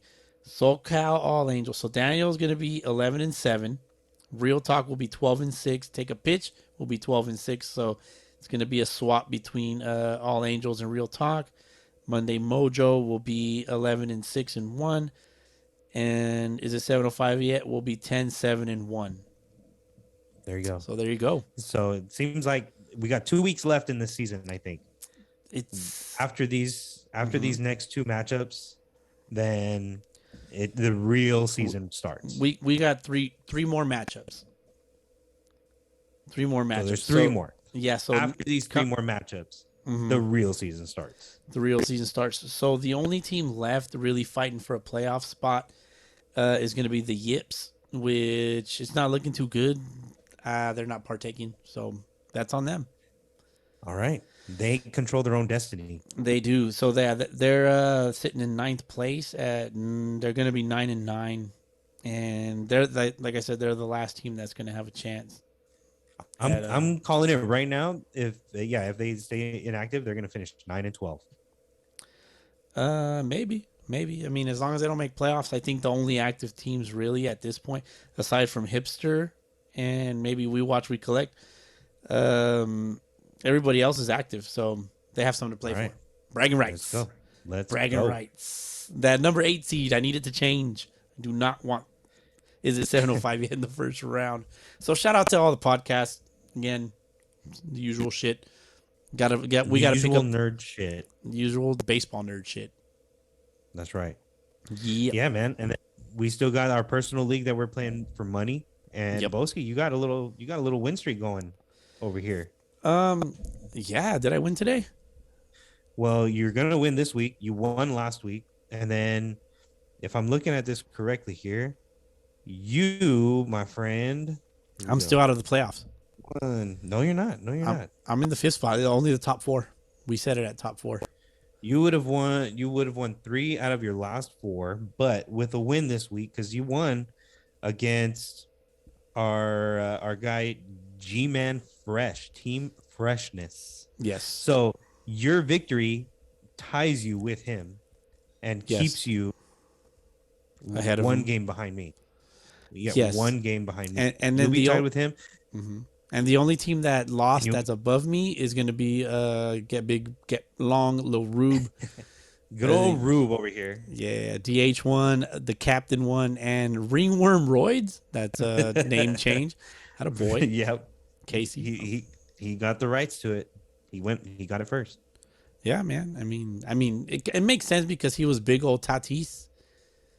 He was big old Tatis. Now he's Ringworm Roids. I like to say that 5 times fast. Ringworm Roids. Ringworm Roids. Fuck. Fuck this. Do it. Everybody listening right now, do it. No matter Okay. who you're around. Go. We'll pause for 5 seconds.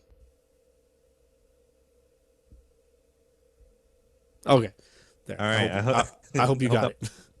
Yeah. So ringworm roids. Casey Clone leading the league. He's gonna be 12-4. Rube get long. He's gonna be at 12-6. And then we got the captain Ruben Flores from Monday's Hangout with another victory this week. So he's gonna move up to 12-5. He will second place. Rube. Nice. Ruben will leapfrog Rube. You remember that nice little definition from the Webster's dictionary. DM us the fucking definition, and I'll send you a fucking wristband. Yeah. There you go. So anyway, the captain takes on second place. Rube takes third. I'm sitting in fourth still, and then it's a battle between you and G-Man Fresh. You guys will be one game behind now. Frank the Tank, the original Frank the Tank, not of old school movie lore, but from Sunday League, professional Sunday League lore. Yeah, good old Frank the Tank is playing in our league, and this guy's played himself into. Well, he's about 2 games back with 2 weeks to play. If you and I or my buddy Garrett lose, and this dude keeps winning, then he's got himself a pretty good chance of sneaking into the playoffs. But yes, we're a top. Yeah, but DH, you need to go in and look at the schedule and playoff bracket button. Click on the playoff bracket. It's only 4 teams that make. That's what I'm saying. The winners only 4 bracket. That make it. Yeah, only man. 4 that make it, and you're 1 game behind me with 2 to play. And I've beaten you twice this season. Has it been twice? I beat you last weekend, bro. Let me see here. So you got me. No, I got you in May. I beat you 9-4, and then and I got you last week second time, and you got me the second time. Yeah, just last week 3-10. Yeah. So we're 1-1 against each other. Okay. My team's kind of been struggling. I've been making a lot of moves because some dude's getting on the injured list and whatnot. I have Clay Holmes on my team, who's obviously been struggling a little bit as a coach. That's tough. Yeah. Yeah, he was solid for a minute. Helsley just went out on paternity leave, so he just had a baby. Congratulations to him. But damn it, you're fucking up my team. And Frankie Montas, I got him. He's been struggling for the Yankees since he got traded. Sucking ass. Yes, big time ass. And so, but that's kind of what I got. My offense, I got a lot of Mariners. Of course, I got Ty France. I got Mitch Haniger, who just came back from the injured list with a sprained ankle, and he's been raking ever since he got back. And then, of course, I drafted Julio. I remember I drafted Julio late. He was my 234th overall pick, and here he is about to have a 2020 season and going for 30-30. I don't know if he'll get there, but either way, he's been holding it down. It's panning out for you, man. Yeah, man. But we got the same amount of wins, just saying. You're right. Same amount of wins, but not the same amount of losses. Yeah. Shit. Who the fuck do I have on my team? I got a squad, bro. Well, I mean, you got a squad of Reuters, or do I? Not Reuters. I mean, like, dudes that should be dominating, but haven't had a chance to be on the field for very long. Yeah, Buxton. Who else am I looking at? Springer, Trout. Trout, Tatis. You picked Tatis up during the draft. I did. I dropped him. Crazy. I dropped him. Yeah, a little too late. Yeah, but whatever. You also picked up the Grom in the draft. But he was my number 1 pick. Now he's playing. Yeah, and so I mean, I say you got a pretty good chance. Trout's back also. Trout's not injured anymore. Not anymore. So no. You got a pretty good chance to to win out the rest of the season, and then just hope and pray that I slip and fall. So yeah, it's got to be you, man. I'm coming for you. Don't fuck it up. I'm going against G-Man Fresh. So thank God. If I get that win, then here's the thing. Here's how I think it would work, though. Say me and you finish tied for the last spot. Yeah, I believe that it goes next to head-to-head record. Yeah, which we're 1-1. We're 1-1. Yeah, and then it goes by stats. I think it goes by stats against each other. Or whatever the score is, right? So you got me 10-3. I got you 9-4.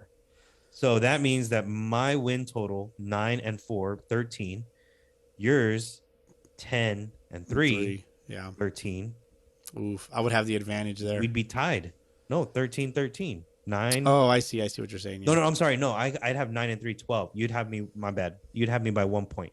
Yeah. You'd have me by 1 point, one category, whatever. So if we finish tied, you probably get that last playoff spot. Ooh, got to defend my crown, man. So you got a chance to sneak in the back door and leapfrog somebody. Ooh. If only Betty was here. That's what she said. Oh, she did that for the night. There you go. Yeah, we're good. So yeah, there's a look into our fantasy baseball life. We got 2 weeks left in our personal league, 3 weeks left in our World Pod Classic before the playoffs start. And that's when the real fun really begins. That's when the stress comes, man. That's where I get all my gray hairs, dude. Last year, oh my fucking God, that shit was.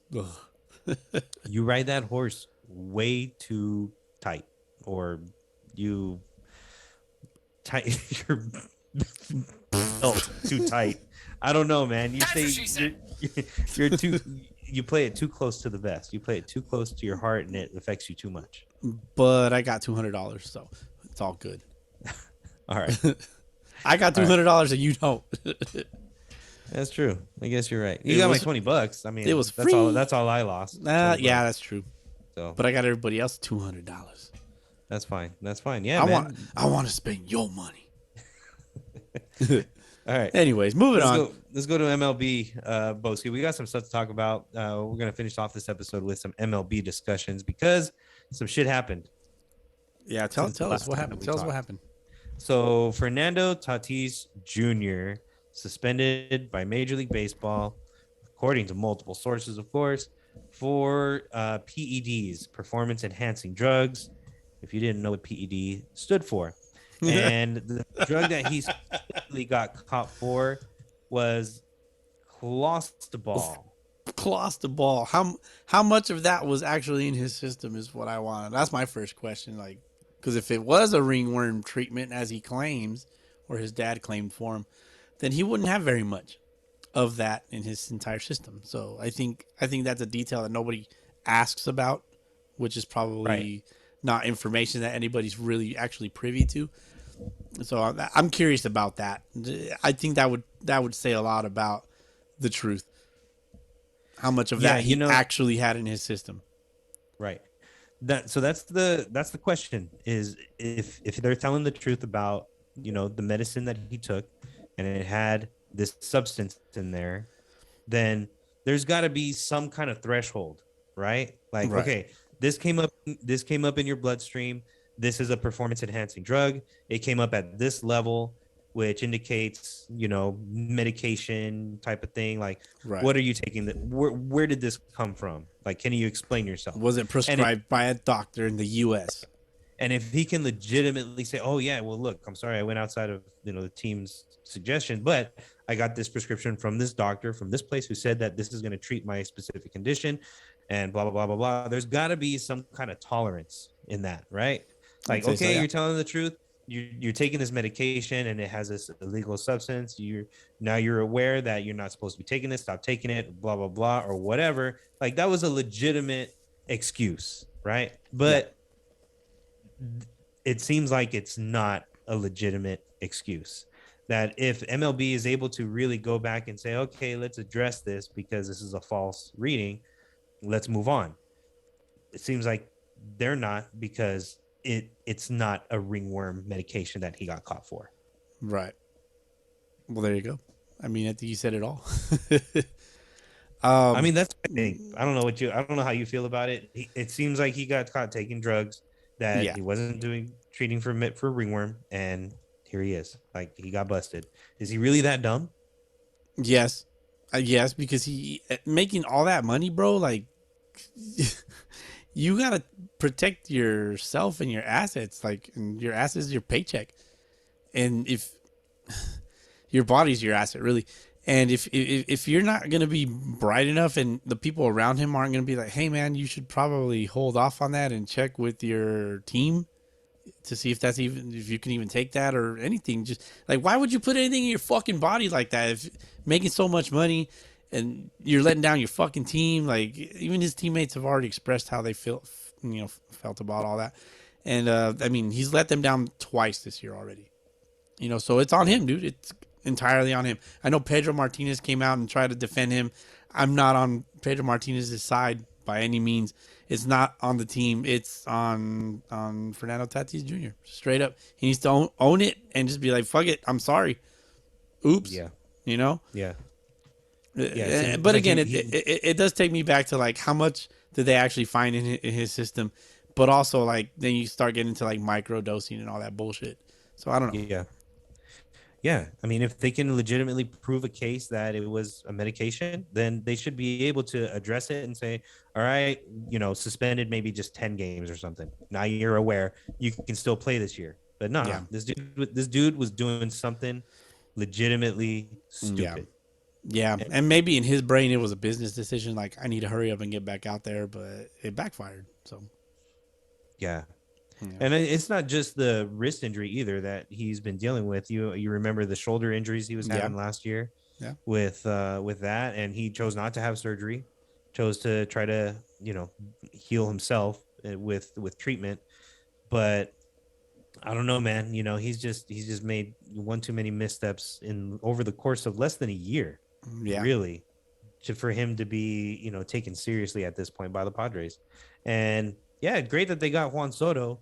But I think Rube said it best in our cup check. Thanks to Rube, by the way, for that message. And shout out to you and the wife for your baby shower yesterday. But he said it best. He was just like, Padres are just doomed.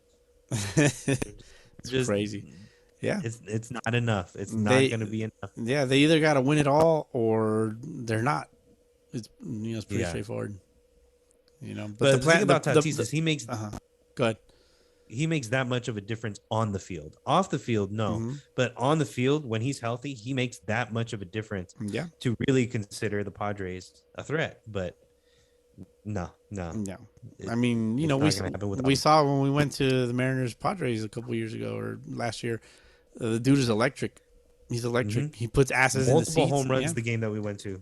Yeah, grand slam and a 3-run. 2. It was 2. He hit a grand slam and a 3-run shot, yeah. And so, I mean, Tatis, you fucked up, bro. You fucked up and you let your guys down. It's that simple. Yeah. But, hey, the Sunday Leagues could use you. Hey, the Valley Aztecs are calling. All right. Well, moving on from Fernando Tatis, unless you got something else you want to add about it. Do you think he'll stay? You think he'll stay in San Diego, or do you think the Padres will try to trade him? Man, I mean, I think he stays. Think so? Yeah. Wow. Yeah, they're dumb enough to just be like, fuck it, we'll just keep him and hope for the best. And so the Padres are insane, man. They do the same thing over and over again, and they get different results every time. Yeah, I think if you're AJ Preller, you got to stick to your guns, right? I mean, you signed this guy to a fucking 13-year deal, or 14, whatever it was, and he's the face of your franchise. You got to stick with it, through the highs and the lows. He's still very young. Still very, very young. That by the time he comes back from his suspension, he still will be, 24, 25. Like he's still just going to be starting out. So we'll see. Yeah. Question for you real quick. I think it was last weekend. A-Rod was talking about on the K-Rod broadcast or whatever they do on ESPN. And he was kind of like giving his thoughts about all that with Tatis, and he's like, I don't know why they didn't learn from me and my mistakes and da da da da da. I mean, it came off kind of sincere, like A-Rod just kind of just like he's apologetic about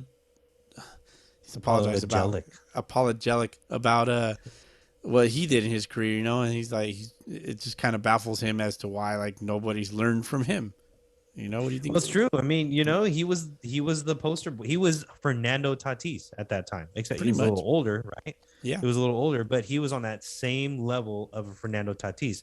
Fernando Tatis could have the same type of career numbers at the end of his career as A-Rod. I mean, if he just continued on his trajectory the way that he was going. Yeah. So, it's baffling. It really is baffling that somebody like A-Rod had to go through this and kind of show players what not to do, and here they are doing Still doing the same shit. Yeah, man. Yeah. Sucks. It is what it is, and it sucks. But hey, I mean, when the dude's on the field, he's great for baseball. But I mean, is he anymore?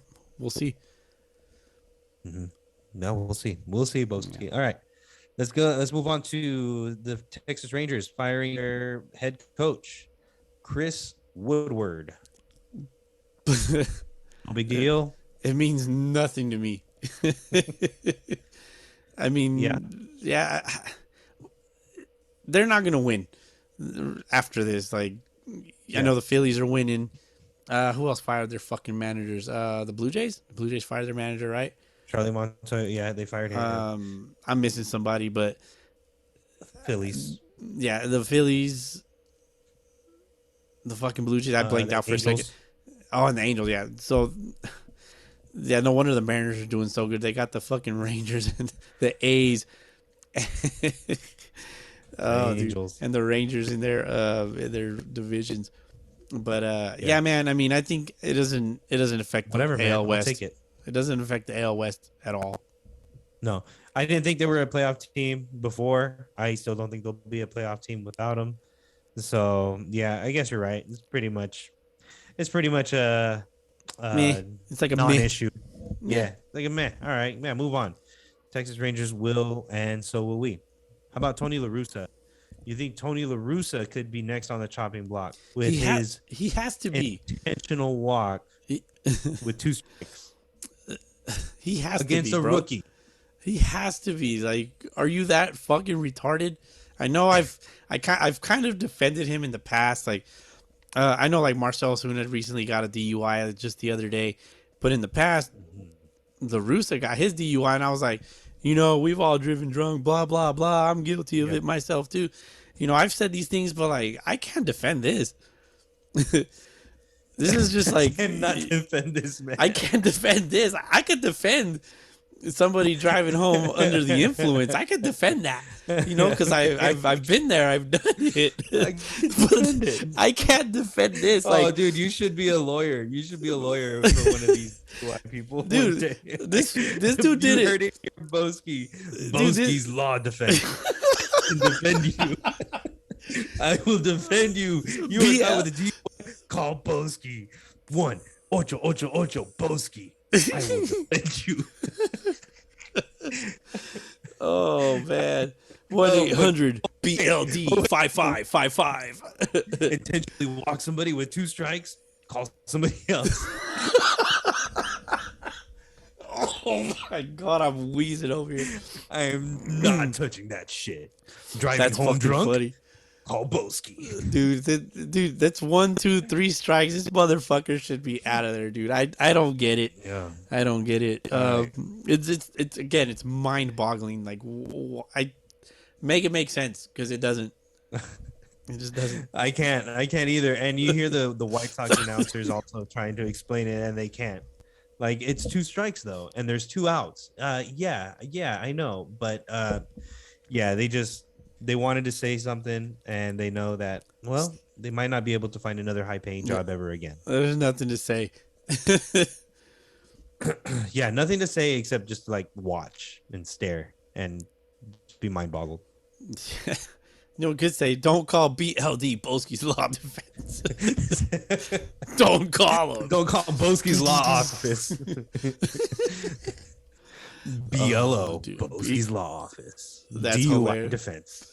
I don't like Bowski's Law Office. That says blow. I don't like that.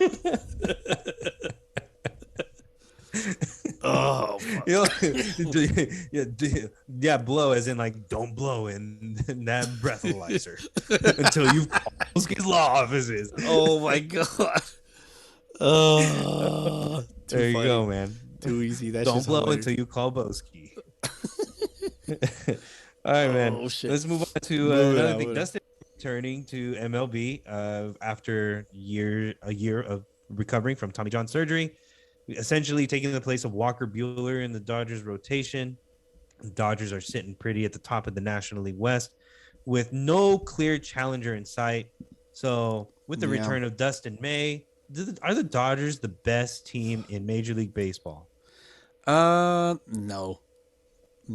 they're not. No, Why No. not? Because I think it's the Houston Astros. Ironically, people are like, "Oh, Bowski, the Houston Astros, what the fuck, fucking cheaters!" No, man, those guys are fucking good. Mm-hmm. And then I look at the National League West, like they're playing 4 underwhelming teams. Well, 3 because the Padres are not as bad, but they're beating the shit out of the Padres too. Mm-hmm. Right? I mean, that's 4 essentially bad teams more often than not in their schedule. Basically, the National League West is not as much of a challenge as the rest of the league, as the rest of the good teams in the league are. I mean, you got the Brewers giving them a good fight whenever they played the Mets. I don't know how long ago that was. I'm not gonna do that homework, but I think in playoff scenarios, I don't think they got it. I don't think they got it. I think the Dodgers probably one of the most well-rounded teams that we've seen in a long time.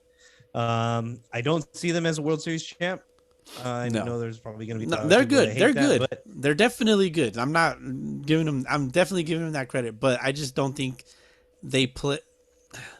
They play far beyond against the teams that they play against the most often, which is the whole National League West. Yes, the Padres are good, but they're not good when they play the Dodgers.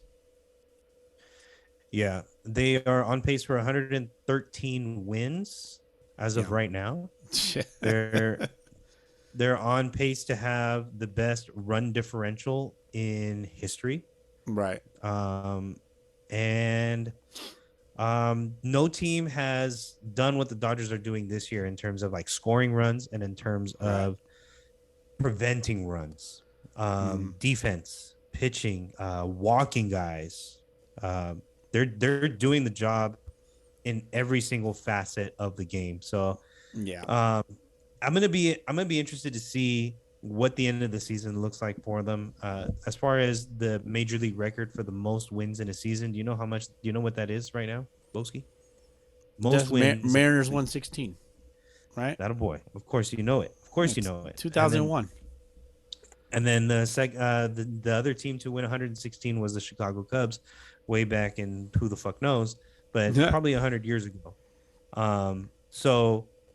Yeah, I think the Dodgers will get pretty close. I don't think they'll actually get it, but I think it's going to be a disappointing postseason for the Dodgers this year. It's going to be very disappointing, yeah.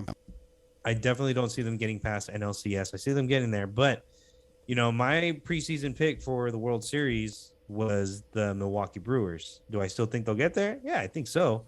But I was also very close to picking the New York Mets. So at this point, though, with everybody healthy on the Mets, I think that they'll be the World Series team this year.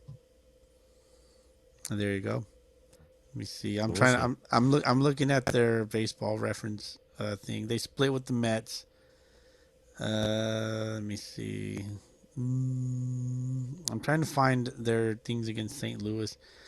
They took 2 out of 3 against St. Louis. Milwaukee. Yeah. I'll do this. I'm looking back at it's August. Oh yeah. But as of right now, Dodgers 84-36, best team in baseball. Mets 79-44, leading the East, and then in the Central, the Cardinals, who've been winning a lot of baseball. Right, they've been actually on a 7-game win streak. They're 69, nice, and 51. Yes, and then in the wild card for the National League, let's see. Wild card for National League, the teams you got are the St. Louis Cardinals, Atlanta Braves, Atlanta Braves, the San Diego Padres, and the Philadelphia Phillies. Ooh, I like the Phillies. Harper's right around the corner. Milwaukee is about a game and a half back of them, and then San Francisco is still hanging around 6 games behind. But definitely out of contention, the Nationals, who guaranteed themselves a losing season at this point at 41-82. The Pirates, you can count them out. The Reds, you can count them out. Miami, count them out. Colorado, the Cubs, Arizona. I mean, it's only a matter of time before San Francisco calls it quits. And then it's going to be a race between Atlanta, San Diego, Philadelphia, and Milwaukee for the wild card. Yeah, I don't know, man. Who's it going to be? I think Milwaukee's out. Yeah. I like San Diego's chances. I like Philadelphia's chances. Atlanta's fucking hot right now. Hot Atlanta. There you go. St. Louis. I mean, fucking it could be St. Louis, man, but they're also good. They got Goldie and Arenado. Crazy. Yeah. Fucking Goldie's gonna win the MVP. I think. Pujols has been playing really well. Don't forget about that guy. Yep, Pujols is hot. Pujols is playing real good right now, but I think the Milwaukee Brewers will turn it around. I think that they'll finish out the season pretty strong. I think they got about 42 games left, so this is the final stretch, dude. This is the final stretch of the season. Yeah. And in the American League, you talk about the Astros right now. They're the best team in the American League at 78-45. The Yankees have been struggling a little bit. I think I saw something that they've lost like 14 of the last 17 games. Yeah, so like that.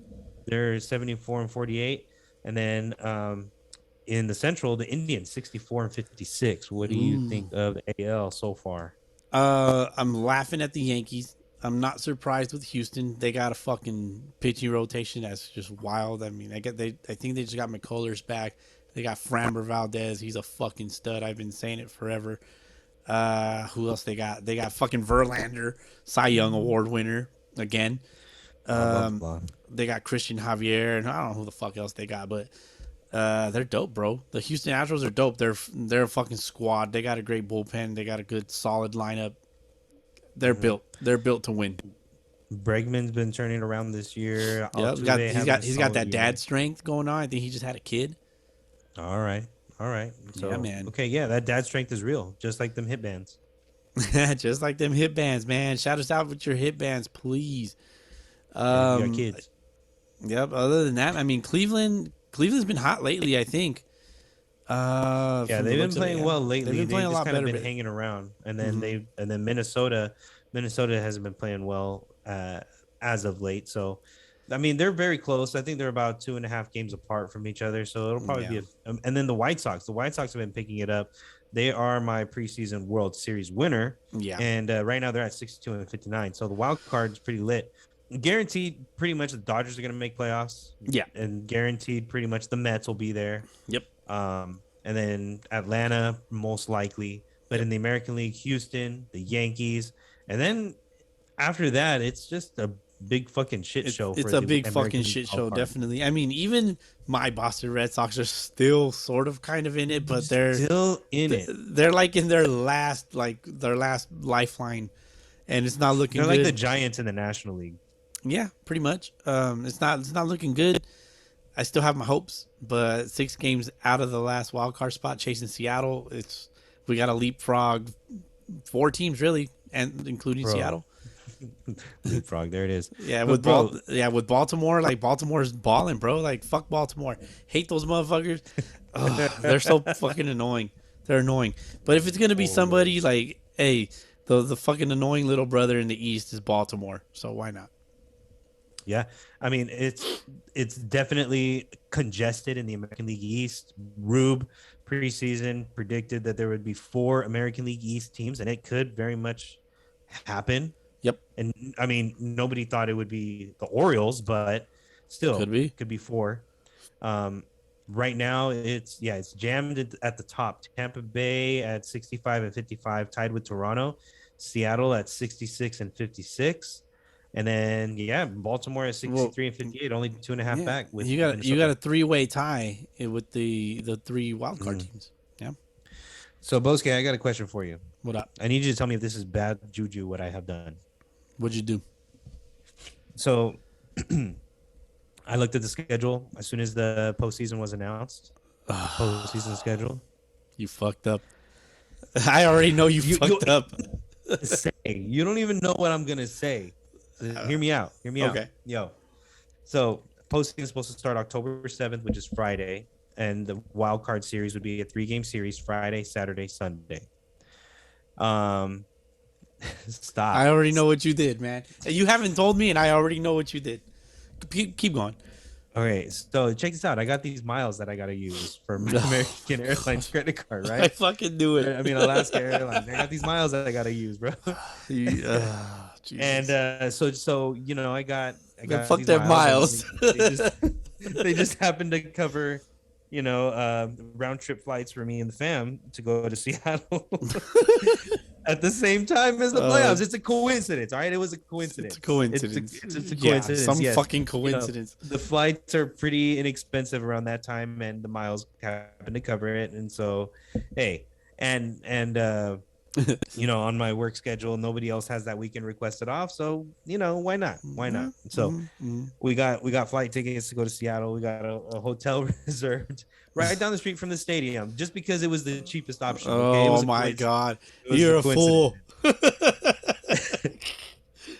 And if it just so happens that the Mariners make the playoffs and get a first round home series, we would just happen to be there.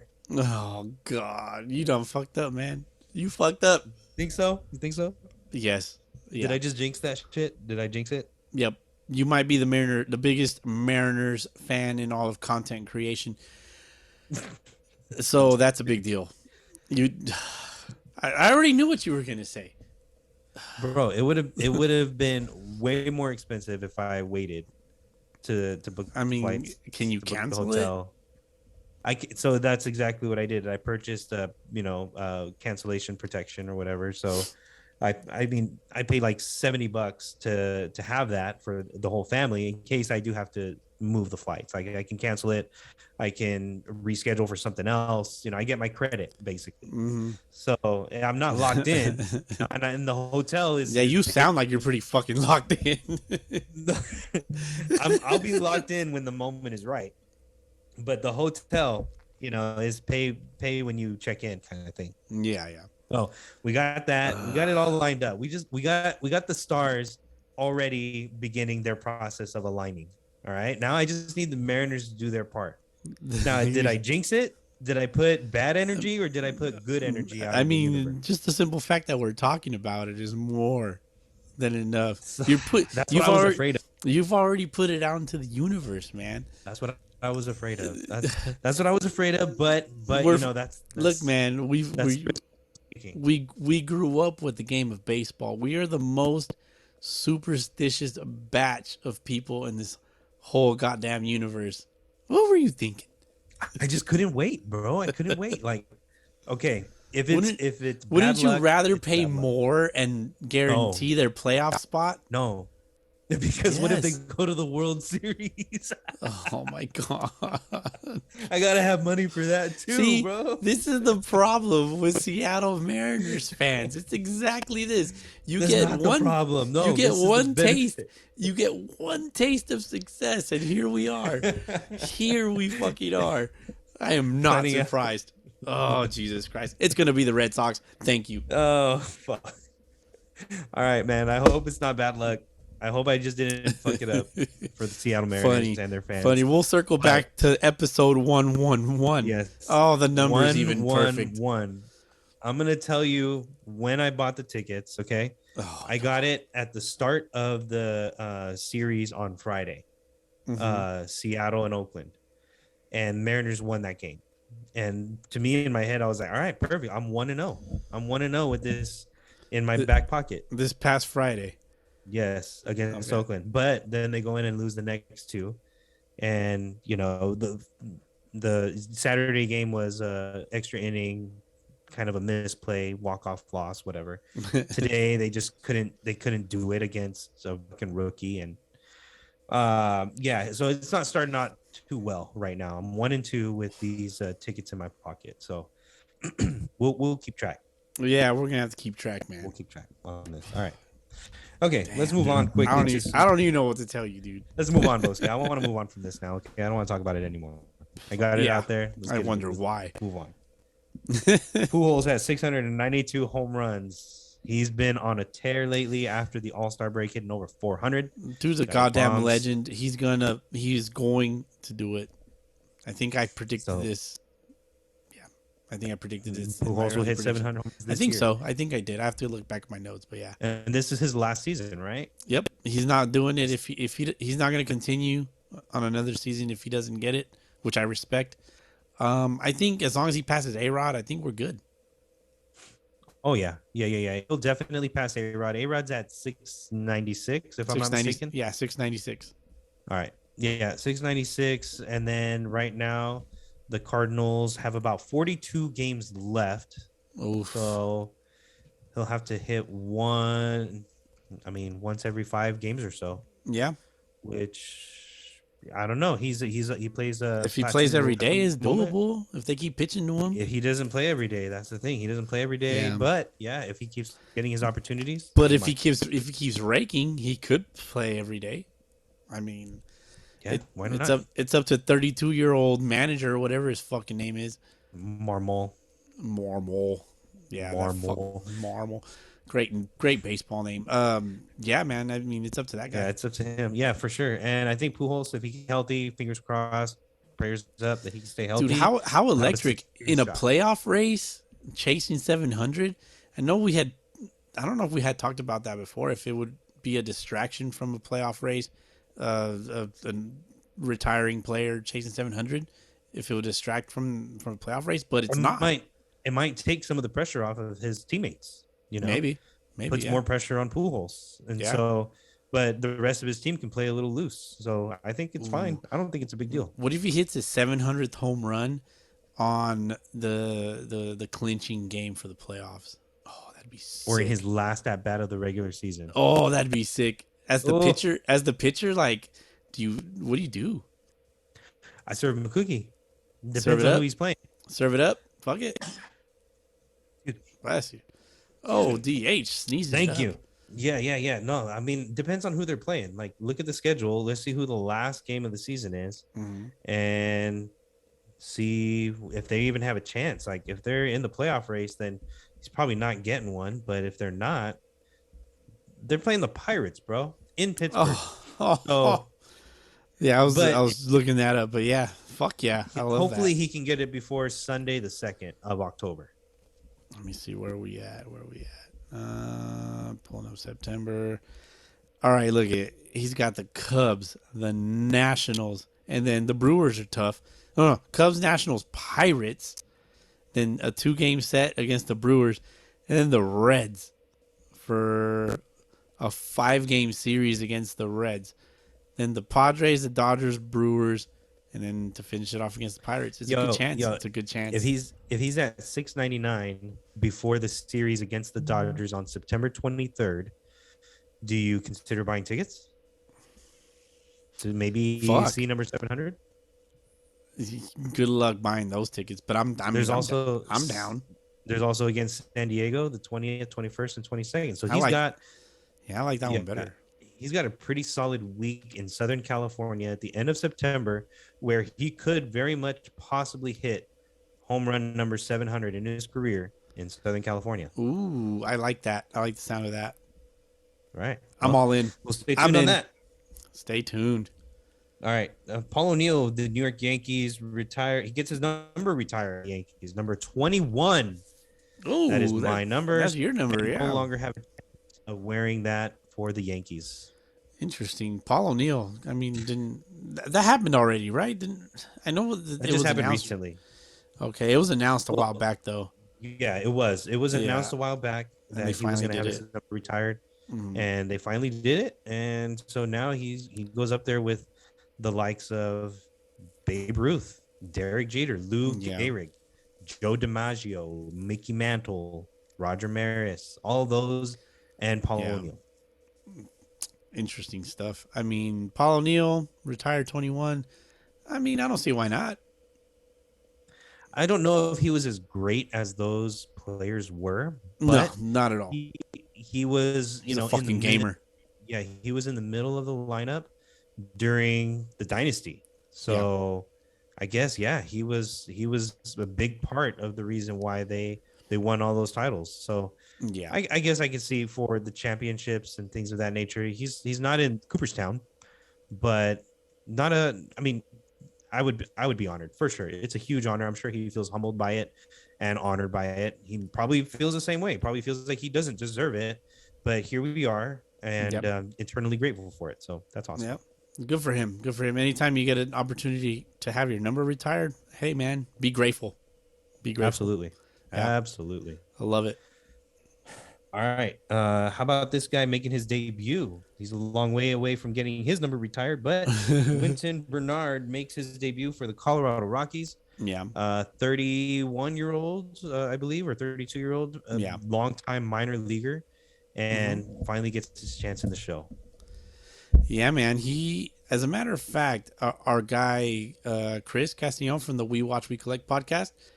Yeah, he's a clubby for the AAA Colorado Rockies, the Isotopes, Albuquerque Isotopes. He was there when he got his, like when they told him, like, "Hey, man, you wow, he was at the same field." No. He was like right next to him. What? He was in the clubhouse, like with him. No, he was right there. shit. So yeah, go listen to his podcast and you hear all about it. Chris Castillon from which podcast? We Watch, We Collect. WWWC. We Collect. And he plays in the World Pod Classic. So he's got a pretty interesting take on that then. Indeed. So go listen to that. But I mean, dope for him, bro. Like, worked his ass off his whole life to finally make to the bigs, and he fucking made it. Yeah. Good for him. I think he got a hit in his first at bat, right? He did. He got a stolen base, and he's still to this day in the major leagues 10 days after being called up. So took him 10 years to get that call, but here he is now with the Colorado Rockies. The Rockies have another guy in their minor league system. I don't know if you have heard of DJ Peterson. Maybe. Sounds familiar. Former Mariner, first round pick. He's dealt with some stuff. He got hit in the face by a pitch, and he wasn't the same type of hitter. So he left the game for a little bit. Then he decided to come back, was playing some indie ball. And then a Rockies scout saw him and got the team to sign him. So he's playing with AAA, and he's been raking too. He has a story on MLB.com about that, so you should check it out. Hell yeah. Shout out to guys making it to the bigs. There you go. Even if it's for the lowly Colorado Rockies. Hey, man, it's a major league team. I would love to play for the Colorado. You know who I wouldn't play for is the fucking Yankees. Wow. I would not. Nope. The rivalry is fucking real. I would not do it. You couldn't give me $10 million to do that shit. I'd be like, $10 million? I'll slap that shit out of your hand and flip you off.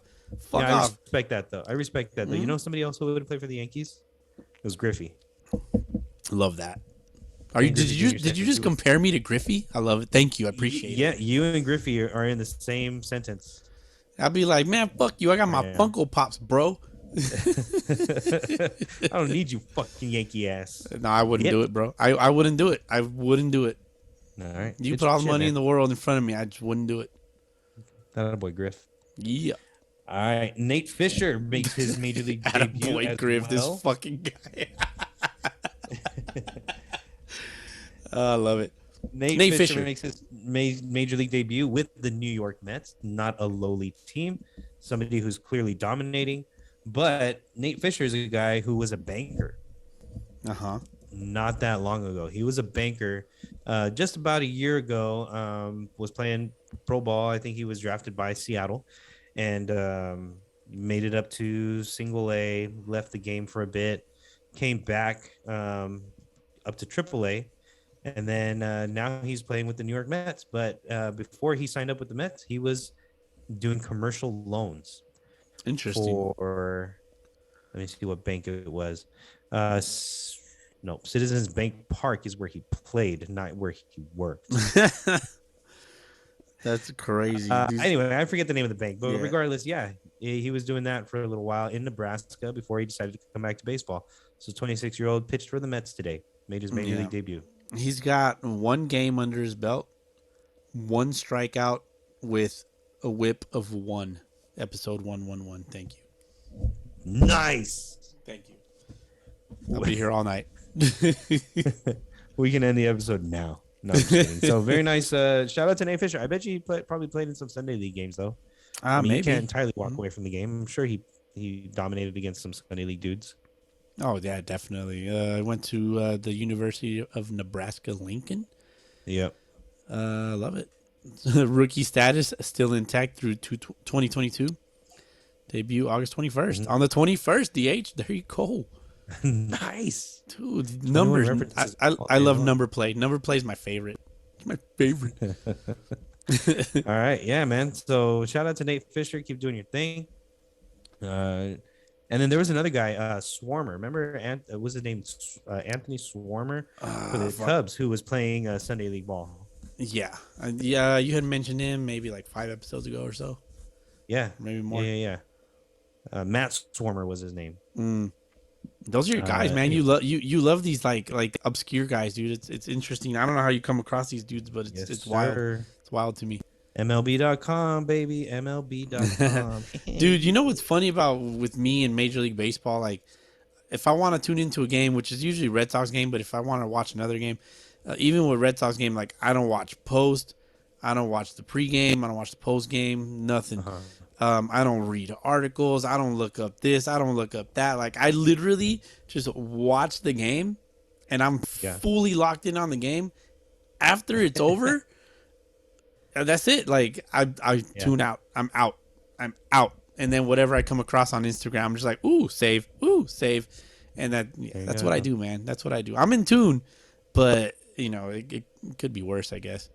Oh yeah, you save, and it becomes Bowski Buffet. And then sometimes I learn a lot of my shit from you. It's like, oh, fucking Nate Fisher, that a boy. Yes, sir. Yeah, yes, man. sir. All right. Before we get into Bowski Buffet, we'll finish up with some Little League talk. Bowski, your favorite? Yes. Yes. Spoiler alert. I hate Little League, and also spoiler alert. There's no Bowski Buffet this week.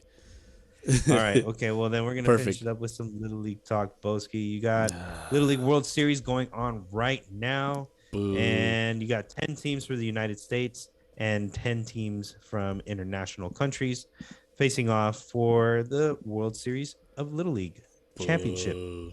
Come on, Bowski, you can't tell me you are not inspired a little bit by some of these little leaguers. No, man. Look, Sunday League is greater than Little League.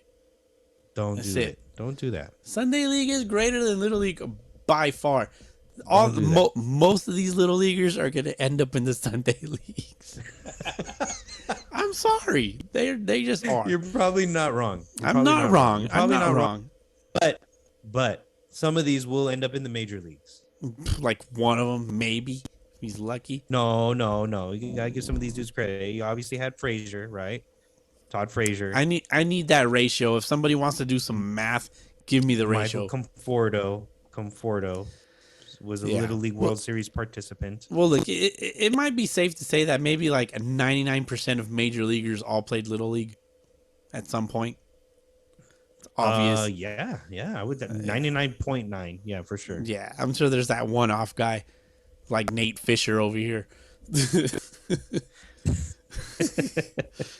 I don't know. Yeah, that guy. I'm sure he played Little League too, even though maybe. Yeah. But anyway, there's been a total of 64. This is from littleleague.org. There's been a total of 64 confirmed graduates of Little League Baseball World Series that have gone to play Major League Baseball. So 64 players, that's it? 64 total, yeah. Of Little League World Series. Little League World Series participants. Got it. Okay. That have gone on to Major League careers. So let's see. This guy, Yoni Hernandez. Cody Bellinger. Scott Kingery. Okay. Gavin Sashini. You remember that guy? Who the fuck is that? Gavin Sashini was with the Red Sox. I don't know who that is. Or maybe it was his brother. There was a Sashini that was with the Red Sox. Fact check that. Yeah. All right. Andrew Stevenson, Jonathan Scope, Jurickson Profar, Christian Betancourt, Conforto, Randall Grichik, Max Moroff, Brady Rogers, Devin Travis. Let's see here. Colby Rasmus and Corey Rasmus, Lance Lynn, Todd Frazier. Okay. Lance Lynn and Todd Frazier are the only good ones. Profar. Sean Burrows. I think Sean Burrows is a local guy from the IE somewhere.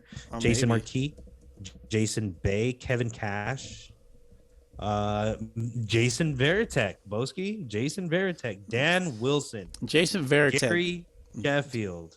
Real quick, Jason Veritek. He's I think it's 4 championships It's like Little League World Series champion, College World Series champion, and then like Major League Baseball World champion. But is there a fourth one?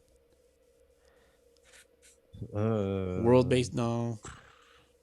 I mean, that's the only thing I can think of. Yeah, Olympics, USA, team USA Olympics. Did you say that one? No, I didn't. Let me double check that. Little League, MLB, and whatever else. I don't know. College. I'm looking that shit up, bro. I think Gary Bell, Gary Sheffield, Charlie Hayes, Lloyd McClendon, Ed Vosberg, Rick Weiss, Boog Powell. I think Boog Powell is a Hall of Famer, or I don't know, maybe not. Could be wrong. Fact check. So anyway, a lot of guys. There you go. A lot of guys that go on to play in the major leagues from Little League. So give Little League some credit on that. No. The team that's representing the West is from Hawaii. Keep going. You're good. Yeah, team from the West is Hawaii. Okay. Southwest region is a team from Texas. Texas always rolls out some dope talent. Northwest region, you got the team from Bonnie Lake, Washington. And then the mountain region, you got a team from Utah, Santa Clara, Utah. Now, when I asked you if you don't get inspired a little bit by some of these little leaguers, I was referencing specifically one instance where a pitcher nailed a batter in the head, got him square on the helmet, so he was able to stay in the game, took first base, but the pitcher was crying about it. Now, I agree, he probably shouldn't be crying, but he was crying. Oh, God, yes. And then, but the dude that got drilled walked over and hugged him and said, "It's okay, man. It's okay." First of all, that was such a half-assed hug. No. His first base coach was probably like, "Get your ass over there and hug that little boy, make him feel better." It's weak. It's weak. How does fucking Conan say it? Say, "Stomp your enemies." In the limitations of their women. I don't know. I doubt that they're showing them Conan the Barbarian movies in Little League. Hilarious. But yeah, I don't know. Maybe it's not wrong to teach them to be barbaric, but that's not what Little League is about. So regardless, no, it's not. Anyway, yeah, unfortunately, I enjoy watching these games. I think it's cool. These little leaguers get to go out and win for the ultimate championship. Like, I mean, dude, think about it. Like, God. Are high stakes, bro. These are games that are televised on TV. They're 12-year-old kids against dudes from Japan, from Puerto Rico, from Nicaragua. They got a team from Nicaragua. They got a team from Mexico. Mexico always has their own team. China, and at the same time, like, you got a team from New York, Texas, like all over. These are the best of the best. And you got the ultimate stage of ESPN broadcasting these games. It's like, that's a lot of pressure, bro. I can see why some of these kids cry, because at 12 years old, it's a lot to absorb. But I mean, mad respect. Yeah, I always find it weird. Like, the U.S. always has like its championship, and then the international bracket has its own thing. So like, right? It's weird. Like, why don't some of these international teams play against like some of the U.S. teams? Like, mix them up. Right, yeah. Why can't the AL West? Why can't the Western region team play against the team from Japan? Yeah, and then, like, I don't know, man. I guess you know what I'm promotes saying. Promotes the no, because the American aspect of the game. U.S. The U.S. is always going to have a team in the championship every single time. And that's where my beef is. Oh, I see. If it was a true World Series, yes, you would have. Yeah, so it's bullshit. Like, it's bullshit. It just. I get you. Yeah, that's why I don't. Yeah, that's one of the reasons why I don't like Little League. That's just one of them. I guess that's a legitimate gripe. Yeah, have them mixed up. But yeah, that's my main one. It's my main one. I mean, like, why can't a team from Mexico play against the Hawaiian team? Right. I mean, Hawaii is no fucking different country. levels of competition, I guess. Is it though? Is it so? I mean, that's what I would. That's why I consider why they do it. Like that is different levels of competition. You got American standards of it, and you got everybody else. And I don't know, maybe because it's an American game. If it was like a game that was popularized, like in England, for example, cricket. They probably have like all the English teams face off against each other, and then Any play the baseball winner player of would everybody destroy in cricket. or like fucking what's the other one? I don't know. Rugby, I guess. Rugby's a Europeans, mainly Yeah. Europeans. Yeah. Rugby's vicious. I'm not playing rugby. I'm a fucking piece of glass out there just getting rocks thrown at him like yeah. Nope. I wonder if they do anything like that in soccer, you know, where they have like, you know, the European champs or Oh yeah. all the different European I think leagues, soccer does it right. Like they'll have like I don't know exactly how they do Champions it. League. They got all these different leagues, and then they play the MLS champs. I don't know. The MLS champs are usually pretty weak. I don't know. Just shit that I catch from my brother-in-law. Like he'll talk about he gets deep into soccer, and I'm just nodding my head like kind of like Pam in The Office when she's drunk as shit listening to Jim in like season 1. She's just like, and then falls off the stool. Like that's me listening to soccer. You got to catch me drunk to talk to me about soccer. It's wild. Hilarious. All right. Little League World Series Classic game was between the Red Sox and the Baltimore Orioles. Barf. Today. Barf. Bowski. Look, man. All right. Red Sox lost. Of course, it's a Red Sox game on ESPN Sunday Night Baseball. I like Sunday Night Baseball. A lot of people don't like it. I like Sunday Night Baseball. I don't care about the broadcasters. I want to watch the camera quality, the microphones that they put in the bases and in home plate and all that. Like, ESPN just does it different. Like, yes, maybe their broadcasting isn't the best. I get that. But I don't care about that because my broadcasting for my baseball team is the worst. If you're a Red Sox fan, you know. But, all right. So I'm always going to tune into Sunday Night Baseball is the point. And just so happens to be that this week is the Little League Classic, and the Red Sox and the Baltimore Orioles are on the Little League Classic. Yeah, it's cool to see major leaguers going down hills on cardboard with little kids and taking them out and shit. But look, I turned it on. My wife actually puts it on ESPN too. It's the Kid Cast. It's not even like the ESPN. It's the Kid Cast. I'm like, hey, but those kids are pretty good. No, first of all. The guy, one of the kids was giving the Red Sox lineup, and he says for Bobby Dahlback, he says Bob DeBlack instead of Dahlback. He says Bob DeBlack. Like you can fact check me on that shit. This motherfucker said DeBlack. Like, dude, these kids obviously don't know how to read. So I had a beef with that. It's like it's Bobby fucking Dahlback, bro. He's not that good. Like, at least give him some respect on his name, DeBlack. I just imagine you yelling at the TV. I instantly changed it. I'm like, no, this is the wrong fucking feed. Like, it's not right. This is clearly unacceptable. Yeah, it's clearly unacceptable. So then, like, I change it to the right one, and then like I come across the first pitch relay from center field. I don't know why people like that. I don't like it.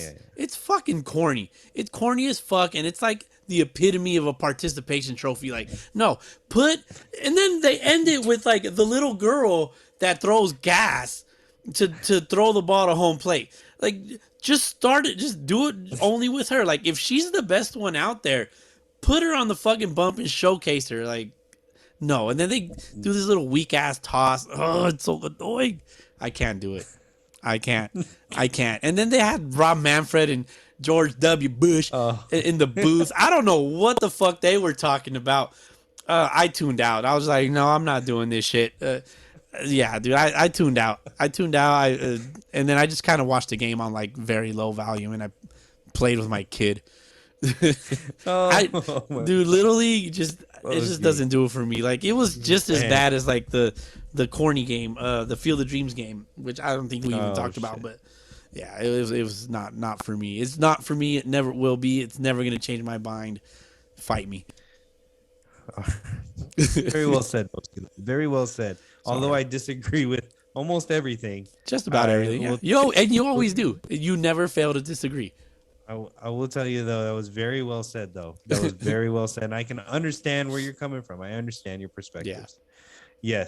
Yes. No, put the girl on the bump and fuck everybody else. But dude, let her fucking send it. Like, let her fucking send it. If she has the best arm, just showcase her and let her fucking send it. Grow the fucking put her game in like center that. field, put her behind the fence, and have her chuck it to home. Yeah, you got these fucking kids hitting 320-foot tanks on a 200-foot field. Why are they out there? Play them up. Oh, dude, it's so annoying. And then they were talking about Franchi Cordero hits this bomb, and then the little boy that they were interviewing at the time's like, "Oh, that's 320. I could hit it. I could hit it 320." Like, the fuck? I can do that too. It's like, get the fuck out of here, dude. Like, I'll strike this little fucker out like nothing. I don't with my left hand. Yeah, dude, on 1 foot. Get this kid out of here. All right, man. Well, if anybody else is interested, the League World Series going on right now. Oh shit! Going on right next Sunday for the championship, which will be an American champion versus an international champion. It always is. All right, surprise. Always is. The last tournament that we want to talk about is going to be the World Baseball Classic coming up in spring 2023, and Team USA's got already quite a few commitments. So you ready for this? I'm ready to go. Here's the list. You got so far JT Realmuto, Paul Goldschmidt, Pete Alonso, Trevor Story, Nolan Arenado, Cedric Mullins, Mike Trout, and Bryce Harper. Oof, that's vicious. So far, how do you pitch to this team? That's 8 solid bats. Yeah, where do you put them in the lineup, right? You have 4 Gold Glovers in the infield. Who's playing short? Don't know yet.